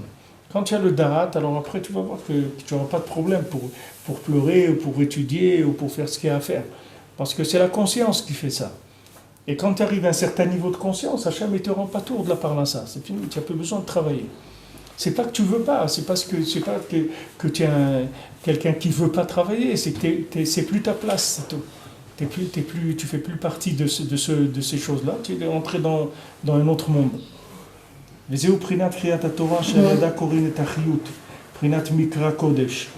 ça le Kriyat Torah qu'on appelle la vitalité d'Hachem, comme on appelle les Yamim Tovim, Mikra et Kodesh. On les appelle Mikra et Kodesh, les Chagim. C'est Mikra et Kodesh, ça veut dire on appelle le Kodesh, on appelle la sainteté. Les Ushamot Tenuzav, Ata'am al-Mispar Gavre shel Yemei Achol v'Rosh Chodesh v'Yom Tov, Mishum Bitul Melacha. C'est pour ça que les Chachamim, quel est le Ta'am qu'il y a c'est dans la Gemara, dans Megillah, ils disent le Ta'am, pourquoi on a fait des montées différentes dans la Torah. Pourquoi Rosh Chodesh on fait monter 4, Shabbat 7, de la semaine 3, pourquoi c'est comme ça? Alors je dis c'est Bitul Melacha, mais dans le Bitul Melacha, dans le Pshat, ça veut dire parce que les gens ils sont pressés d'aller travailler. Donc on veut pas faire, tu peux pas faire le lundi une Kriyat Torah de 7 personnes. Les gens ils doivent aller au travail et tout. Donc on fait court, on fait 3, c'est tout. C'est Mishum Bitul Melacha. Dans le Pshat c'est comme ça. Mais tu vois dans le Sod, c'est lié complètement. C'est-à-dire que le fait que maintenant la personne elle est pressée pour aller travailler, ça fait qu'on ne peut pas faire plus que 3 aliyot. C'est pas pour lui laisser le temps d'aller travailler, c'est qu'il peut pas lire dans la Torah plus que 3, sinon il va s'exploser le bonhomme, il peut pas. Puisque son cœur il est dans le travail. Tu vois bien, au bout de 3, il commence déjà, dans le Kaddish, il commence à plier ses tefilines et tout, il veut partir, il doit aller au travail. Mais qu'est-ce que tu veux le pauvre? Il doit prendre son petit déjeuner, accompagner ses gosses à l'école, les trucs et tout. Il doit courir. Mais c'est ça même qui fait qu'on ne peut pas lire plus. C'est pas maintenant pour le laisser aller travailler. C'est comme il doit aller travailler, il est obligé d'aller travailler, alors on doit lui lire moins de Torah. Parce que si on lui lit plus de Torah, on va l'esquinter le bonhomme. Parce qu'après il va dire, bon alors si c'est comme ça veut dire quoi? Je ne dois pas aller travailler? Bon, alors d'accord, je ne vais pas aller travailler. Si c'est ça, alors je ne vais pas travailler. Mais lui, il n'est pas à ce niveau-là, de ne pas aller travailler. Donc tu vas l'abîmer, tu vas lui faire du ribouille or. Donc c'est pour ça que le ta'am c'est bitul melacham. Dans le pshat c'est comme ça, dans la halakha. C'est ce qui est écrit, mishum bitul melacha. Mais tu crois que maintenant la Torah, elle va prendre en compte le fait que quelqu'un il doit aller travailler, c'est pour ça qu'elle va lui envoyer une aliyah. Mais disons on faisait 4 aliyot, qu'est-ce que ça change? Si c'était le ta'am amiti, c'est que le type il n'arrive pas en retard au travail. De faire monter une personne, ça prend combien de temps? 1 minute, 2 minutes, disons. Tu crois que pour 2 minutes, la Torah, elle va faire que toute la communauté et tout, elle ne va pas lire un 4e pour que celui qui va travailler ne perde pas 2 minutes dans son travail? C'est sûr que le ta'am, c'est pas ça l'explication. L'explication, ça veut dire que comme lui, il a son cœur dans le travail, tu ne peux pas maintenant le brusquer et lui faire lire trop de Torah. Sinon, tu vas lui faire de la violence. Tu vas lui amener de la Torah, du ribouille, plus que ce qu'il peut. Après, il va exploser, le bonhomme. Après, Pitom, un matin, il laisse un mot sur la table, il est parti. Il est parti en vacances, c'est tout. Il a dit, je peux pas, je peux plus, jusqu'où c'est ribouille, il peut pas. Donc, la Torah, elle tient compte de ça. C'est-à-dire, elle voit que dans la semaine, les gens, ils ont leur cœur dans le travail, etc. Donc, Aliyah 3, c'est tout, on ne peut pas plus. Plus, ça, c'est exagéré. Les étalons basés, un il dépend de l'autre, c'est-à-dire que le bitul melacha, il dépend de la kedusha. Rosh Chodesh ou Trilat Itorut Tshuva, Trilat Aliyat Malchut. Maintenant Rosh Chodesh, c'est le début de l'éveil à la Tshuva, que c'est le début de montée du pouvoir. Alken Adain Osim Bo Melacha. Donc Rosh Chodesh, on travaille quand même. Qu'Adain l'onit batli malétet melachot le gamre, parce que Rosh Chodesh, les 39 travaux, ils s'annulent pas complètement. Qui est la melachot nit batlin ad Yom Tov. Parce que les travaux ils seront annulés complètement quand ça sera Yom Tov, le 15, chez Azoprinat Tikun, que le 15 c'est le Tikun. Zochin et Tshuva Shlema, Venitnakim Az, qu'à ce moment-là on est zoché de Tshuva Shlema, et à ce moment-là il y a la réparation. Vazay Aliyat Amalchut Beshlemut, à ce moment-là le pouvoir d'Hachem il monte de façon parfaite. Vazay Nitbatlin Amlachot, à ce moment-là tous les travaux ils s'annulent. Vazay Korin Yoter Gavre, à ce moment-là on fait monter plus de gens. Ki beyom Kippurim ve Shabbat shenitbatlim amelachot yoter legamre. Parce que maintenant Yom Kippour et Shabbat, que là il y a une annulation du travail encore plus fort, puisque Yom Tov on peut comment faire Ochel Nefesh, c'est-à-dire on a le droit de cuisiner, etc. Tandis que Yom Kippour, Shabbat, on n'a pas le droit du tout de cuisiner. On appelle encore plus de gens. Maintenant Shabbat c'est le bitul complet des 39 travaux. C'est pour ça que le onesh de Melacha, de Shabbat, c'est encore plus ramour que Yom Kippour. C'est encore plus grave que Yom Kippour. C'est pour ça que on lit encore plus de gens en Shabbat que Yom Kippour. On fait monter plus de gens la Torah. Parce que tout le Shabbat Malketa, c'est-à-dire qu'Aliyat la Malchut, donc c'est annulation des travaux, et à ce moment-là, on fait monter 7. Parce que cette personne, c'est qu'on fait amener la vitalité d'Hachem dans les 7 jours de la semaine. Le Prinat Umidat Yamai Mahi, comme c'est écrit, la mesure de mes jours, Mahi, elle est quoi? C'est-à-dire que quand il y a tikkun de Ma, c'est-à-dire comme il a dit de Moshe Rabbeinu, Anachnouma, c'est-à-dire quand il y a un tikkun de la Malchut, qu'il y a un bitul total à Hachem, le Shabbat, alors ça répare les 7 sphirot, qui sont les 7 jours de la semaine. Alken Beshabbat Nimshach Achilut Lekol Shiva Yamim, donc Shabbat, ça va amener la vitalité dans les 7 jours de la semaine. Al-Yedeh Shiv'a Shekorim Batorah, par les 7 qui vont monter à la Torah, chez Zeprinat Tachlit Aliyat HaMalchut Bishlemut, que ça c'est le Tachlit de la Aliyat de la Malchut, que le pouvoir d'Hachem il va monter Bishlemut le Shabbat, c'est-à-dire le fait que maintenant c'est Shvita Benaïcha, c'est-à-dire on s'arrête complètement de toutes les Melachot, etc. Pourquoi on s'arrête? Parce qu'il y a le hors de Shabbat. C'est le hors de Shabbat qui nous donne la force de ne pas travailler. Alors maintenant, plus quelqu'un il est dans Zachor, dans Shabbat, alors il peut faire Shamor, il peut faire Shmira. Plus maintenant il reçoit le hors de Shabbat, alors il va faire Shmira. Mais quand il fait Shmira, il reçoit plus de hors aussi. C'est les deux sont liés. On a vu dans la paracha que Hachem il dit Shamor Zachor, Zachor ve Shamor be dibur echad nemu. C'est-à-dire que les deux c'est dans une seule parole. C'est-à-dire que ce soit d'un côté la lumière du Shabbat ou d'un côté le côté féminin de garder les melachot, c'est lié. C'est-à-dire que quelqu'un, c'est pour ça de commencer à garder Shabbat, c'est très très difficile quand les gens y commencent. Parce que d'un côté, ils n'ont aucune lumière, ils sont complètement dans la Sitra Hara. Maintenant, tu lui demandes d'arrêter les Melachot, mais lui, toute sa vitalité, il attire des Melachot. Maintenant, tu lui dis non, tu ne fais pas de Melachot. Il dit quoi? Je ne vais pas prendre la voiture, pas de téléphone, rien. Il dit non, rien. Wow, c'est dur, c'est très très dur au début. Pourquoi? Parce que sa vitalité, elle est là-bas. Maintenant, tant qu'il ne passe pas, il ne switch pas sur l'autre côté, c'est-à-dire qu'il va recevoir la vitalité du Ensof, de Shabbat, c'est dur pour lui de faire Shabbat.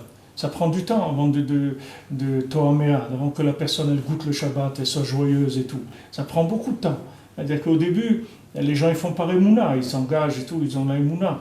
Mais de le vivre vraiment le Shabbat, d'être Saméach et tout, ça prend du temps. Au début, tant que la personne elle tire sa vitalité des 39 travaux, c'est difficile. Et quand elle commence à prendre sa vitalité de la lumière de la Torah Béhémet, alors elle aura un Shabbat plus joyeux. Maintenant, quand la personne elle a un Shabbat plus joyeux, qu'elle tire plus de lumière le Shabbat, ça va lui donner la parnassa dans la semaine, et le fait qu'il va se détacher des 39 travaux. Parce que cette lumière de Shabbat, elle va rester avec lui dans la semaine. S'il fait Melavé Malka, alors comme Rabbeinu dit, le Melavé Malka, il accompagne la Malchut, c'est-à-dire la lumière que tu as pris dans le Shabbat, tu vas la faire rentrer dans les 6 jours de la semaine, et à ce moment-là, tu vas voir que le niveau des 39 travaux il va baisser. À chaque fois, il va baisser un petit peu, jusqu'à que tu peux arriver au Bitul Melacha Legamre. C'est-à-dire que tu n'as plus besoin de faire quoi que ce soit. Tu n'as plus besoin de faire quoi que ce soit. Mais même si déjà quelqu'un arrive à travailler que 3-4 heures par jour, c'est déjà une bracha gdola meod meod. C'est déjà quelque chose de très très grand. Quelqu'un qui arrive à avoir 20 heures de livre par jour, c'est quelque chose de nifla meod. Il faut déjà vraiment remercier beaucoup Akadosh Baruch Hu.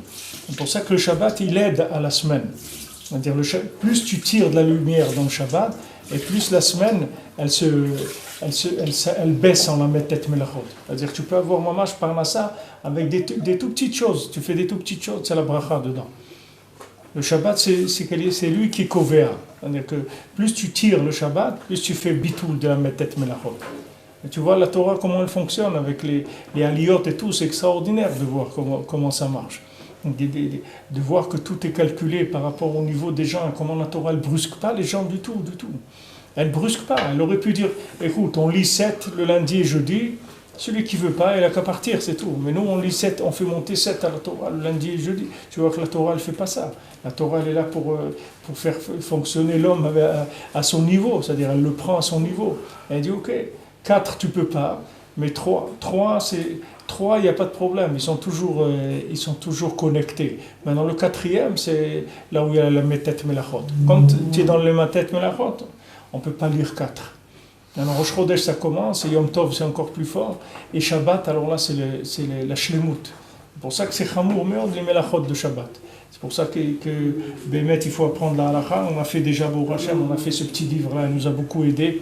On l'a fait 2 fois déjà sur les Ilchot Shabbat.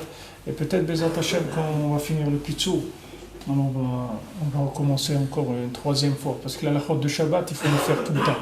C'est pas quelque chose il n'y a pas de logique dedans, il faut tout le temps les faire et les refaire et les refaire et les refaire. Pour garder Shabbat, pas chaud, savoir comment on enlève la daf de la plaque, comment on la remet, comment on se sert, comment on coupe les pommes de terre, des trucs pas chaud, comment vivre le Shabbat, comment sortir de la Metet Melachot. Assez Shabbat Shalom.